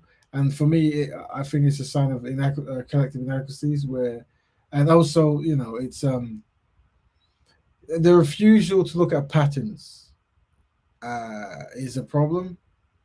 And we don't observe this in any other people group. So that's why I use the term. I like using controversial terms, sharp terms that cause talks, and I just carry on. And the term I always use is, I generally am an elitist in the sense of I believe, or I understand. I understand that that the best people have to do the best work. But how I identify the best people is this fantastic word known as choice. And this is how my elitism is different from every other elitism. The only thing a person has to do to become elite is make the choice to be dedicated to helping black people. You don't have to be a millionaire. You don't have to be a king. You don't have to go to the moon. You just have to make the choice. And when you see all the hullabaloo of black people, where they, there's just, I can never achieve this. I can never do it. This guy's too rich. This guy's too whatever. So, when it comes to helping black people, all you need to do is make the choice. So, I think it is about streamlining and picking a smaller people who make the choice to actually practice black betterment, and with them you build. And moving forward, I'm being very open that I do pro bono for black people. I just help black people because that's part of my lifestyle. But I don't build with so many black people. I can't because they're completely unsynchronized with black betterment. You know. If you don't value the concept of constructive black man, constructive black woman, that's just a basic start. Yeah, that's like that shouldn't even be debated. But when we look at the data of black men doing that at an alarming rate, that shows you that their mind ain't even there. I ain't talking about partying and all this kind of stuff. I'm talking about generally you're gonna have a meaningful, long-lasting relationship to start, community building, black economics, a second generation wealth, all that good stuff. I think, there is a lot of people just completely on a different planet on that one, and you might struggle to implement certain black love campaigns because one of the problems you're going to have is some people struggle to be something and do something else. And what I mean by that is this: if you're a person who doesn't value black love as a campaign or a concept, right? That's fine. That's them, whatever. Who cares, whatever, right? But the issue you might have is when you try to promote black love and you try to push it out, you'll then get pushback. And for example, there's even like an app called Black Love, and on that Black Love app or Instagram page, they show all kinds of love. So their concept of black love is one black person being with someone else. So already there's redefining, and then it won't be too long before it's just anyone love, whatever, right? And I think that kind of push comes from let me add Brother Cole back. That kind of push comes from what do you call it, where you don't have standards and you're around people who have different ideologies, not good or bad, but just doesn't work in the collective best interest. And that's why the most important word I'm gonna use for this show, and it's a word I want everyone to remember, because this is part of the Black Betterment not toolkit, was it? I guess starter kit, starter kit, whatever, right? Is this word custodian? It's a question. It's like who should be the custodians of black people? And I think this can be used very effectively if you use the word custodian. Like who is? And then you go, well, my role is to create the lifestyle that develops and forges the custodians of black people. So a custodian is a person who is responsible for taking care and protecting something, right?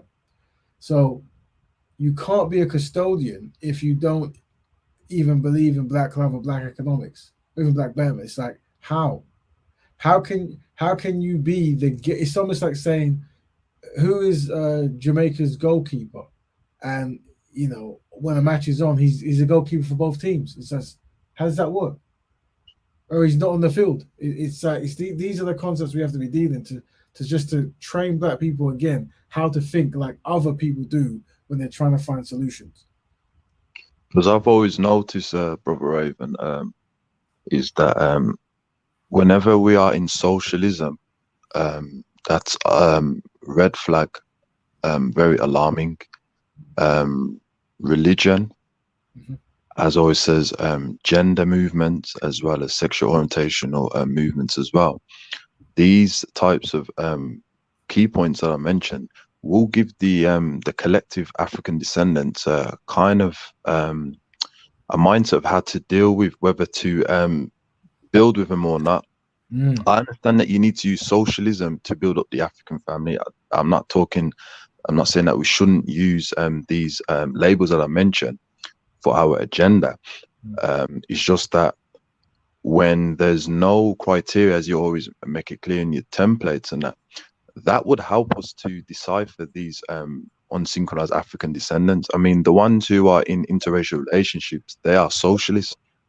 You know, the ones who, for example, and I'm going to be very candid now, a lot of our parents who came over here, whether it's from Africa or the Caribbean, they went university and they worked in the European establishment, but then for some reason didn't decide to build their own thing.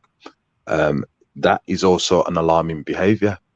You know, gender movements, you know, for example, and I've had many talks about this, you know, with the African females, is that they've got to understand that there's been no other women that's helped you in your struggle or even helped you to civilize everywhere.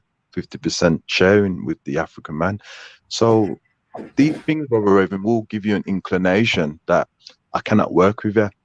I don't believe that you can work with interracial couples.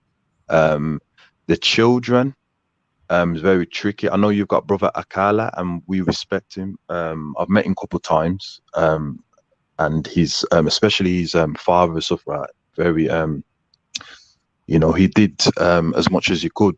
There are exceptions to that, but what I'm saying is it's very tricky. You've heard it yourself, Brother Raven. You know, when we're talking about our issues, and you'll get like an African descendant, male or female, who's in an interracial relationship. You know, they would demonstrate, unfortunately, that I care more for non-African people than African people. Because let's be realistic, brother, that is what they're saying. Whenever they make excuses, it's like, I care more for non-African people than African people. You know, what you did there, brother, is very important, because by articulating such ways, that then becomes a template, you see. So you say that. When you say that, brothers and sisters, what you're saying is you care more for non-black people than you for black people, or non-Africans than you are Africans. And that's important. That because what you're trying to release certain kind of chemicals in a person's head to make them think. Yeah. And personal information makes certain kind of electrons go on. So it's like, oh, hold on a minute. Because the opposite has been done. People have created this kind of narrative in people's heads that anytime they hear certain words, electric starts going and they start going back to a default, like everyone hug hands, everyone be lovers. Now you mentioned religion, and that's why I put this template. It might be very confusing to follow, but maybe people can break it down their own way if they pause and look at the images and stuff. But basically, a lot of people will use religion to unsynchronize themselves with black Betterment or any kind of black people, and they'll use certain kind of scriptural tones. And what I do is I make it more easier, and I say that actually this is a lifestyle dedicated to black Betterment, but you can be a person, which is an analogy for a phone, and then you can have a religion, which is an analogy for an operating system, and then you can have an application on the operating system, which is an analogy for black Betterment, the lifestyle. So you all three can work in tandem. You know, all three can work. You know, that's me not wanting to literally kick down the door and say religion is forbidden, because I don't have the right to say this kind of stuff. So you know. But I think the Nation of Islam had it correct when they said, you know, our religion is our spiritual belief and we love it and this kind of stuff. We understand that not every black person is of our same understanding and faith. So we're coming together, everyone, to build, and we're going to put the religious doctrine in the back pocket for now until we find solution of how to get soup and water and money. Well, you know what, on that, Raven, sorry to cut you, but on that religion piece, and here's what I've just noticed. Yes. And I don't know if it's just me, I don't know if I'm off, let me know if I'm off base. But I've realized that if you have black people who are, let's say they're Christians, they have a more of a white leaning side to them. Right. Whereas when I look at black people who are, let's say, Muslim, Islam, they have more of a, again, an Arab-centered, what's the word? What am I looking for? Leaning tendencies, you say? Leaning tendencies, yeah, absolutely. Because I don't know, again, when I have a conversation with Christians, they're like, oh, no, that's not the case. But I hear it. There's something about it that they have a reverence to those people because they do see them as the holders or the custodians of that religion. Artwork, especially when it comes to Christianity, Jesus is painted, every single angel, Jesus, every single one's painted in a white, even though they say, oh, they're Middle Eastern, it's white. and for me, there's always seems to be a spirit of there's more of an affection for European culture and Europeans. Not saying I should disrespect them, but there's more of a leaning towards that because of that. So I don't know. I don't know if Yeah. So this also correlates with even the concept of miscegenation and European and non-black parenting, where black people find it hard to separate things they love and how they phenotypically look. So if they spend all their life worshiping a European Jesus, um, they find it very challenging to critique Europeans critically. And you couple that with all the other kind of branding that goes on, and then with religion, it's very have people have very high love affection for their religion, and many black people get introduced to certain religions. So when they get introduced to certain religion, they might be introduced for black people, but you tend to find that the custodians of many religious groups that are pushed, Muslim whatever, are non-black. And also, unfortunately, whether people want to admit it or not, and I've seen this firsthand, there is a bias that goes on, especially, I mean, historically in the European Christian, without question, but even more modern times, the Europeans are better at covering that up or just not practicing that openly, whatever. But the Arabs, Muslims, I think it's almost second nature, where they might not even be aware they're doing it because it's so common. Um, I was gonna play a video, funny enough, of some famous actual Indian guy. I was just listening to his sermon, and what did he do? I think he was naming things that were terrible things, but the person was well, not even terrible, unappealing things, but the person was a Muslim, so they were valuable. And what he chose to use was something like a person, I think, who was unhealthy, a person who maybe didn't dress well, and a person who was black. So without even knowing, this is the default he went to. Good evening, family, to Brother Ultra. So what I'm saying is, you see, I remember I played a few weeks ago. There was a debate in Speaker's Corner. I think some brothers said, "Oh, Adam and Eve in the Abrahamic faith was a black man," and there was an Arab brother who went there. And his statement was this: he said, "I have no idea what color Adam and Eve was, but they wasn't black." That's an interesting statement to make, isn't it? Very interesting. Very, very interesting. It's very interesting to say, "I have no idea what color Adam and Eve was, but he wasn't black." It also it debunks a lot of the fact of, do you know, when people say that and then what the response is, oh, color doesn't matter.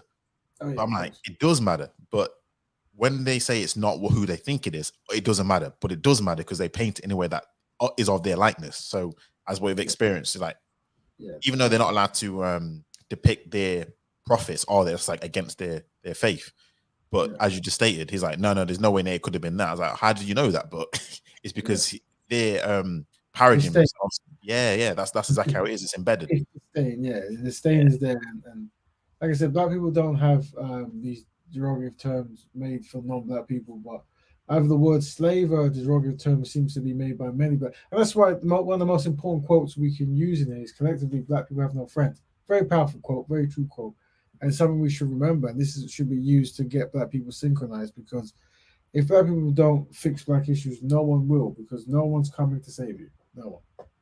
And the interesting thing about it, what Wyatt Matt has mentioned as well, when he's breaking down the Christianity and the Islam, is that all those religions as well, it began with black people, whether it be the Hinduism, all of them, you know what I mean? And it's amazing how, for example, like, even if black people know this and they have the proof of it, they seem to lean towards the color factor, you know what I mean? And that's what I was saying before. It's the imagination, the emotion, and the feelings. We very we definitely are emotionally entwined with non-African people. For some, we have like this love relationship with them, this idealistic that cannot keep us away from the reality.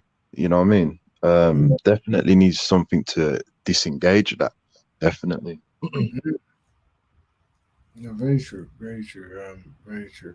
But it's an unhealthy relationship. It's almost a relationship of somewhat of a pet in the sense of, I think they it's call never. it Stockholm syndrome or something like that. Well, Yeah, they yeah, do. Most definitely, yeah. yeah, yeah. They won't recognize it Stockholm syndrome because of the passing of time, and it's also the disconnection from the past as well. One thing I try to do is I think it's quite shocking, but if you can just research the injustices that the ancestors black people faced, say in the Caribbeans and the Americas, and know that there was no kind of reparations or even apology, a proper one of any meaningful. Not that it matters, apology, because you want something of a tangible nature. But yeah, push forward. I found out that I need to research it more, but I was aware that in the first, I mean, a lot of stuff happened in the First World War. But I think what was happening, there was a bolt action gun because the Germans in Europe were the best when it came to certain kind of mechanisms when it comes to guns and artillery. And as they were fighting the Americans realized that their guns wasn't as good as the Germans. So as the war was going on, they paid the German company the right to use the patent on the bolt action gun to be able to make their own variant with the German particular mechanism, so they could fight against the Germans. So even though the war was on, they still honored the fact that they couldn't steal the copyright of another company, even though they were warring that company, and they paid the pay. And so when you I say to say that when you have that kind of commitment and honor, in the face of war and death, but yet reparations is a mystery fancy that happened years ago, and we should stop talking about it. So you see that you get one rule for one rule for other in so many aspects. Yeah, and I think it returns back to that if they was to give us reparation, I don't believe, Brother Raven, as a Pan-Africanist, follower, that we will get reparation because if they ever did that, there's no European economy, Asian economy, Middle Eastern economy, so we have to be very realistic. I think we should give each other reparation by as what you to come up with, the community unity, helping each other with businesses and institutions. I think we should give ourselves the reparation. We owe ourselves that. But to seek reparation from non-African people who already have a very paranoid and nature, which we need to control all the resources. And if they gets back into the Africans' hands, then there's no more us. We got to be realistic, brother, man. Reparations not coming, unfortunately. Funny enough, I was thinking about that, and because after the end of World War II, you know what they did with the Jews? I mean, they basically set a land that, again, funny enough, they were said was their ancestral home, who people were living there. And you all know what's going on now over there in the Middle East with obviously Palestine and whatnot. But look what the Jews received after what took place from World War II. They got their payment package. I mean, what would have been, because they were German Jews. They weren't Jews. They were just Germans who were Jews. But they managed to get their reparations in full, and whole of Europe bend over backwards for what took place, that horrific incident that took place all during those 6 years. So that's it just goes to show about what they can do if they really want to do. Yeah, I think this is the thing. I do think the teaching of history is important, and people say, what good will it do? But showing the legacy of how people treated black people and how they treat each other is important. I think creating for me creating oaths where it's like, well, I'm not gonna do. I'm everything I'm gonna do is gonna be inwards because so many of my ancestors went through hardships to where no justice was given, and back to back calamity and back to back chaos that they had to go through. So the very least I can do is look inwards for solution, because who knows where the future might hold, in the sense of Japanese people demanded, their kind of reparations because they made economic power, and they said, "I won't trade with you until you right the wrongs you've done." That's how economics work. That's how power works. When you become a central hub for certain kind of technology that only you have, you have a bartering chip in it, and I think that's something that black people need to create. But what we do is we give away a lot of power. We give away a lot of power. Yeah.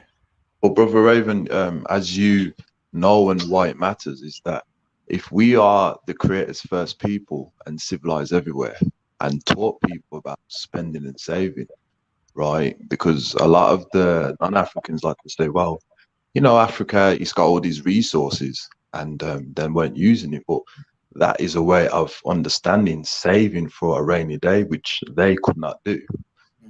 It's going to be more than likely, brother, that we're going to get if we build up our economy and then ask for the reparation, it's going to happen. We've got to be realistic, bro. I think the co-unity spending globally, that should be the campaigning that give each other the reparation. We No, I owe agree. each other. You know what I mean, brother? We owe each I other. I agree. I agree. See, me personally, I use the concept of a reparations to remind me of no matter how many years go by, black people have no friends, right?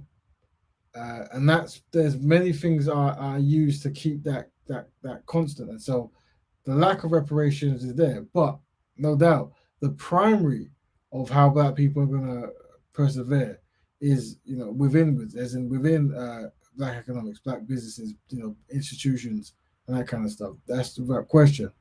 But I do use these concepts of reparations and the concept of marching because you know I'm not here to say things you should, you shouldn't, but the concept of marching for reparations and marching for the justice of slain brothers and sisters in the streets. These are things that helps me remain synchronized because they remind us that of the great quote that's at the beginning of the show: "Collectively, black people have no friends."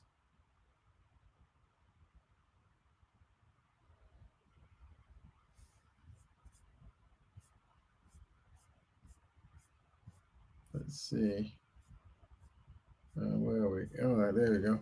There's one thing I wanted to say is, Yeah. so in a real life aspect, say someone wants to, I don't know, donate some funds to your cause, but you realize that they're not your friends, and they're obviously they're black still. Would you reject that, or would you still accept it? So would No, you? Okay. no. You mean a black person wants to? Yeah. So donations are different. So if and that's the thing, not everyone can have a certain level of activism or consistency. So some people, the easiest thing they can do is be donators. I agree with that because you're going to do certain campaigns, and the very least someone can do is put £5, £10, £20 in it. The only reason I say this is because when it comes to donations, you pretty much become then a stakeholder in that movement or in that, for example, organization, or people see it that way. So even though it's a donation which you can freely give, people see it differently. They see it as, I have now been either accepted because they accepted my finances. I'm now accepted member or part of this, whatever movement it is. Therefore, you can't tell me anything because I've helped build you up. You see what I mean? So I'm always interested to see, we say we have no friends, but are there any? Well, when I say collectively black people have no friends, I'm referring to non-black people as a collective. There's no non-black people collective group that is as friends with black people. So that's what I mean. It is They could be funders too. They could be funders as well, can't they? I remember was it George Soros and the whole BLM? I mean, I know and this is it. We always look at, who funded the organization? Therefore, that's your motive. You see what I mean? Right. So when we start this show, I break down where is it? Hold on. The pillars of communication, but also in the values. Sorry, and discernment's one of them. So controlled opposition is something that's been happening for years.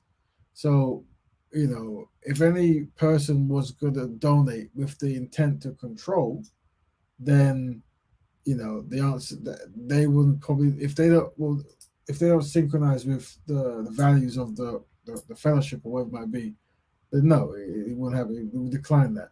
Don't get me wrong. From a strategy standpoint, getting money wherever you can and doing what you want, some people might say that's a strategy. And if you can do that, so be it. But if you are tied to a person who doesn't have your best interests at heart, then that wouldn't work. You would what you better off going for grassroots and getting £5, £10, £20 from a community of a certain point, than to get 2 million from one person with an agenda that's anti-black. No, I hear you. I hear you. I hear you. I suppose I'm just thinking, yeah, that makes sense. That makes sense. Yeah, it's the thing is when you have guidelines and principles, you're always weighing off like you know, so it's like Black Lives Matter. We always have to support the concept that someone is trying to stop black people from being killed. So as a concept, I'm saying yeah, I support that. But when the organization starts making statements about we don't believe in nuclear families and some other kind of stuff, then it's like what I don't know what that's got to do with black people being killed. So now you're adding a different kind of ideology into this. So you can ask them the question like, what's your views on constructive black man, constructive black woman? And if the organizations are like, oh, we're not for that, then they're not synchronized. But you can say, well, we appreciate that you're trying to stop people from being killed, but this is no longer a black betterment organization. And I think when I was debating with some people, they were crying and screaming because they want their cake and eat it. Like they want to do what they want to do and still have like the kind of like black labeling or the pro black. There's a pro black label that used the words they wanted, and that we have templates in it, and the template is constructive black woman, constructive black man. So without that too, you're not producing black people. You're creating. It's like I always give the analogy of the sink in it. It's like if I tell you get water from the sink, you go and you turn the tap in it. But yeah, you can go under the sink, get a hammer and smash the pipes and then get water. But it's like, is that the best way to get water? Like, how is that sustainable? So that's how it is when it comes to like what is your opinions on black man, black woman. And also you'll notice that many of these collective groups, especially ones where you have maybe LGBT funding and ideologies, where for some reason there seems to be a removal of the constructive masculine black man from many kind of visual media markets. And it's because it's so consistent now, I'm beginning to think it's like a actual plan. So you'll need to actually have your own institutions to correct that and show constructive black men in the masculine energy.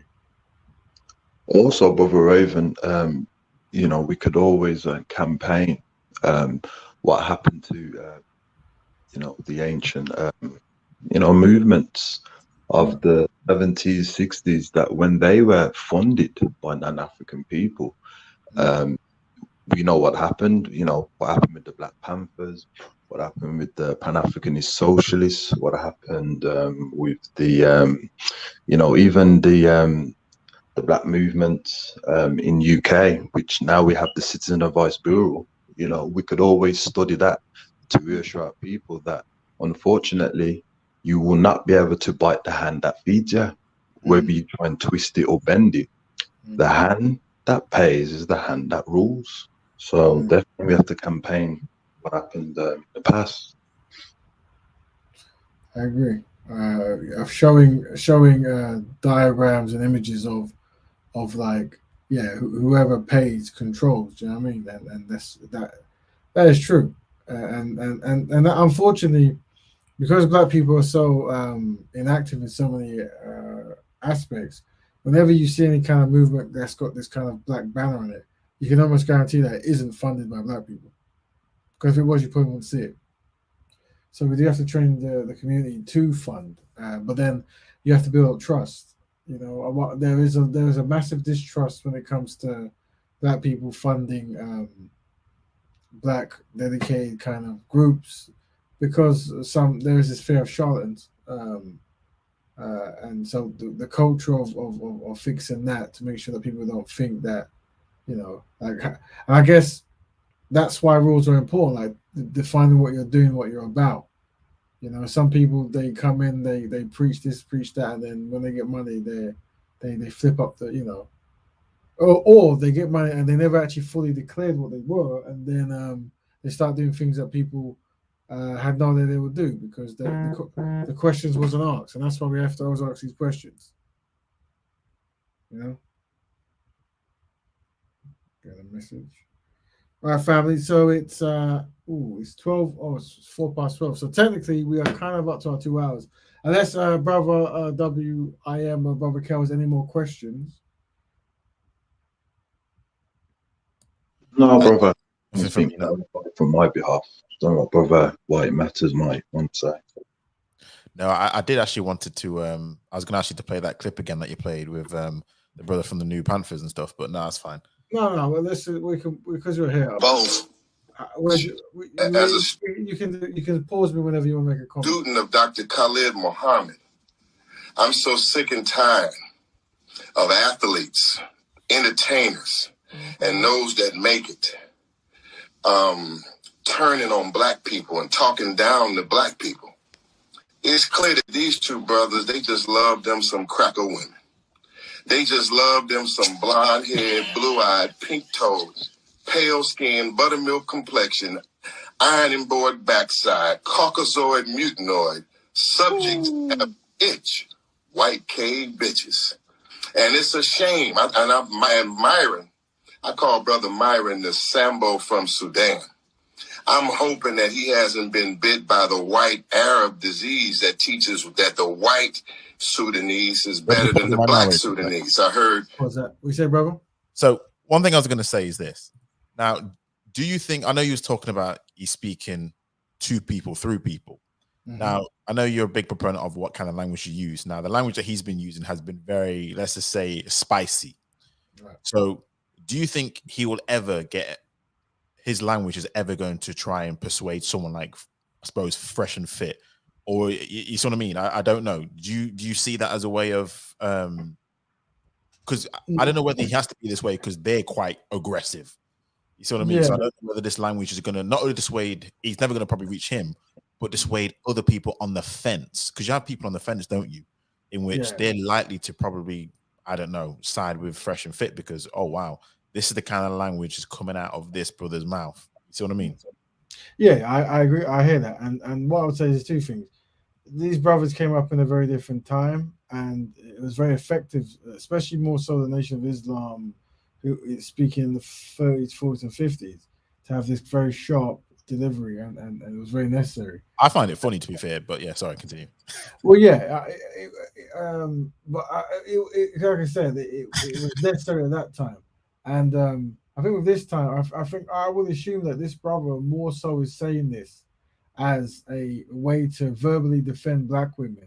And I don't think in his mind, and most people's mind, he's going to change their opinion. It's more of creating content of showing a black man standing up for the honor and the respect of black women. Something that we've kind of lost in certain degree in certain media things. So I think perhaps that's probably more what comes from this. But the concept of talking through someone to someone is definitely something I would push. And yeah, the only thing is you're right. Whenever you use certain kind of words, especially at this new age where Brother Carl was saying a lot of the people are emotional and this kind of stuff. Whenever you speak that way, they will automatically start thinking, the other brother is now the victim. So everything the other man stands for must be radical and wrong. So I would say that I would personally watch how I speak. But then these are brothers who've been active more longer than me, and they have their own experiences. So that's their choice. Fresh say that one of his parents was black, but we don't know about the other one. And so we in the new Black Panther Party, and I, Malik Zulu Shabazz, I want to say I love the black woman. I want to say that the black woman.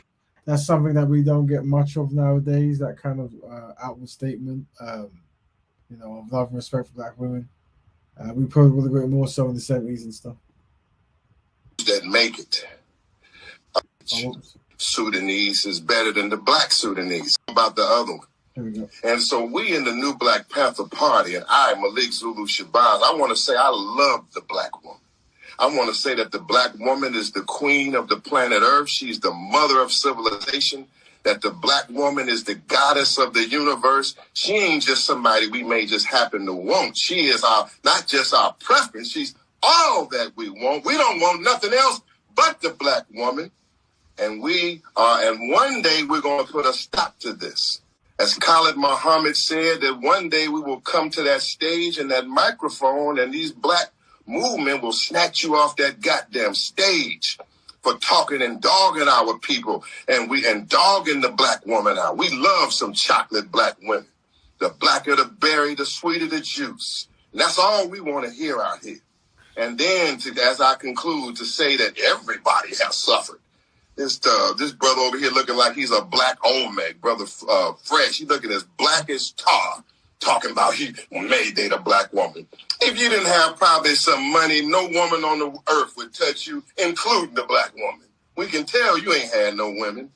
And so, come on, brothers, wake up. If you're going to be an entertainer, be a revolutionary entertainer.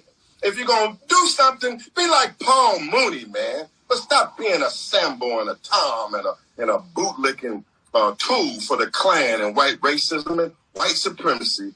And that's what I'm like. When are you going to stop, brother? Because if you don't stop, the new Black Panther Party is going to have to stop you. Black power. All right. Fresh, let me bring you back. Fresh, it looked like we lost you. Myron, your thoughts? Yeah, hold on.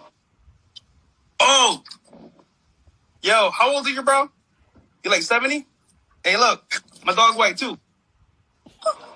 Ain't nothing white that you don't like. Show me something black you like, including your black self.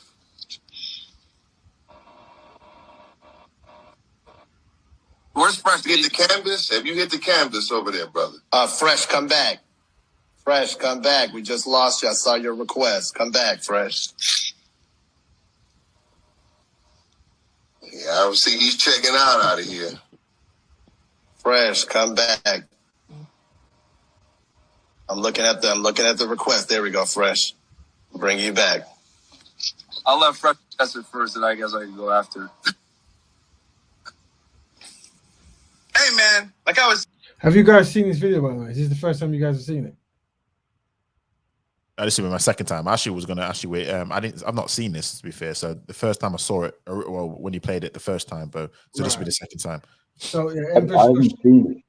You haven't seen it at all? Okay, because Empress Christie was the one who brought it to. Are you guys aware of what happened, the reason why they're here, right? I don't know, but I understand why you would use that type of language, though.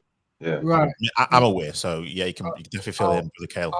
I'll quickly explain. Basically, these brothers have a show where they give men dating advice about women, and a clip came by where they were saying they don't like black women, and they started using derogative kind of Shaniqua, Niqua, this kind of stuff, and they don't dabble in the dark, and they're not night riders and this kind of stuff, and yeah, some other things of their preference, this kind of stuff. So. I have that clip if you want to play it, or I have that original clip. I've got it. But I'm just explaining it to Robert Kell of why the brothers from the new Black Panther Party have jumped on to try to question their behavior patterns. And this is the same kind of jokey young college kind of way of speaking that these two gentlemen display. I don't think they necessarily know or even care to know. And I think this is what we're talking about. Like some people, especially maybe some who weren't born in America and they went there, they went there with a different mindset than the people who are already in America. So they might not actually feel synchronized with anything they're doing. And this is a complaint I'm hearing a lot in the African American communities of, even though the people might be black, they're not. That is a big topic we kind of need to address about how when other people come to other nations, they seem to have a lot more, even over here, they have a lot of disrespect for a lot of people who paved the way, so much so that they don't know the history, they completely crap on a lot of the people who paved the way, and they're just in a dismissive tone. So yeah, it's definitely something I've noticed a lot. Well, you've got to grab the power. Like when I was in the speaker's corner, we got certain brothers who would run up and say, "We're not like you. We're not black," and this kind of stuff. And I think I would always try to reverse and go, "Mate, this isn't like a begging game. It's like this is a privilege thing, and it's like right now, you are recognized in the same category as us, right? So you're welcome to join what we're doing to find betterment. But if you don't, we're not gonna lose no sleep. You know what I mean? We're not gonna start crying at night. It's like we know what we're gonna do. We're gonna do it, and you're welcome to join if you so choose. And you just move on, really. It's this thing that if a man's not synchronized, they're not synchronized, isn't it? You know. And No, I hear and that. I hear that. I hear that. and these two, they have their own agendas, their own thing, and yeah. At the end of the day, their lifestyle and behavioral patterns is very far removed from the top right brother. So they're only going to meet because of the stuff they're saying on their platform. You know what I mean? So Dang. How old are you? The 70 years old nigga? Anyhow, No, bro. I got a white ass dog right here. You're saying I don't date black women, right? Bro, I'm from Barbados, bro. My whole life, basically, I was dating black chicks. So your assumption based off of like, oh, these guys are celebrities and they don't like, they're Caucasoids, whatever. Bro, at the same time, I respect your opinion. We don't know us. So for you to say that, I just find it hysterical because you're assuming based off of a clip. Now, I don't know what you date. I don't care what you date. None of my business. So, what you gonna say, bro? Because you're talking a lot of shit right now, bro. A lot of shit. Bro, what I'm doing is I'm being on point, bro. I hear clearly what you're saying. You don't like black women. They're not your preference. And you equate black women with hood. Everything black to you is hood. Because maybe you've been rejected all your life because you're so black and you got that big broad nose and you look like an original African black statue. And then you want to get away from all the insults you've suffered all your life because you're so... Whatever they was calling you, now you want to get away from black, brother. But it's your job now to embrace yourself. You got to love yourself for the first time in your life. And you show that by loving your black woman. You don't show that by being a Tom and a stool pigeon because them white women going to leave you. As soon as your yacht run aground, they leaving you because they don't want you for you. They want you for whatever you can do, brother. And you got to be an example, black man. I mean, we saying you're an example, black man. Crack jokes, but crack on this cracker. That's what we want to see you crack on. Okay, so you're making derogatory white people, and that's okay. Like, straight up, you say something like we're gonna make jokes on everyone. And, oh, you're putting down the black woman. Real talk, with all due respect, this is how you look right now.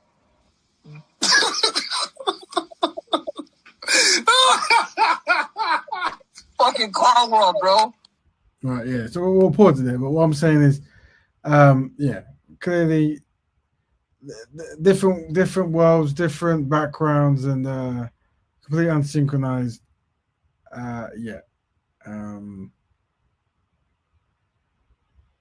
Knowing that you can maneuver better, really. I mean, the inclusion of certain people, or the expectation of certain people to be really synchronized with what you're doing, you can really get to the heart of it by asking a few questions. And these brothers,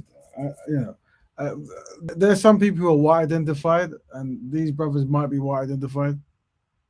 I've seen some other clips circulating, where I mean, especially where Fresh, the dark-skinned gentleman, he's been on record saying, and this is the thing what kills me most. He's from Barbados, majority black nation.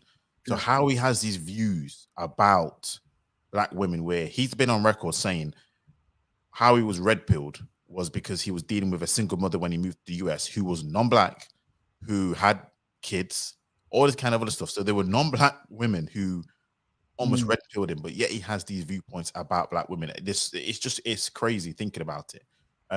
He's been on record saying a lot of negative things, and I thought, how is that possible when most of his, according to his own mouth, come out of his own mouth, he's been pretty much red-pilled or turned to the dark side. I won't say the dark side, turned to the light side purely based on non-black women. It makes no sense, but this is the mindset a lot of them carry. Well, we were unpacking before you jumped in a week ago. Sorry, we were unpacking the manosphere, the red pill, the divestment, And we're looking at the extreme people who end up having disdain for their own community, and the motivations behind it. And some people weren't best pleased because the content was quite fiery and it seemed to But I felt it was necessary for us to review it and even offer a space for people in the community to come and explain why they made the decisions and this kind of stuff. But yeah, this is the world of entitlement and obviously pain, where entitlement and pain collide, and I think these brothers, they've made a big following by tapping into that pain. And so the fact is, them feeling that at some point they were treated a certain way, and they can articulate that to the masses, and then by them being popular to the masses, they then get more attention from women, and that kind of it's a weird cycle that they do. But that's like this new manosphere kind of movement. Um, the way they behave can correlate and be okay with that, because the manosphere, at a certain point, when you start talking about manosphere and divestment, you are no longer pro-black or black betterment. It's like this is a was there many of the divestment people, they're anti-black in the sense of directness, and like we want to separate from black women and black men. There's some UK groups I came across. I invited them, but I think they don't obviously want to associate with anything black, so they won't come on. But yeah, 12:20 now, family. So I think Brother Kel got disconnected. So well, good show. Any last things, Brother WIM? No, last thought. So as always, good stream. So I'll probably should play back for the things I missed, but no, all in all, good stream. So nothing more to say. And by saying we're trying to obviously get panels of people to come on and of constructive talk. So we thanks for Brother Kel and Brother WIM, and we look to add more people to add diverse ideas, especially women. I always have a space for women. But until next week, on Black Betterment, enjoy yourselves, be constructive, help black people. See you guys next week. Black Betterment. Have a good sleep. All right. All right. Take care. Thank you, my friend.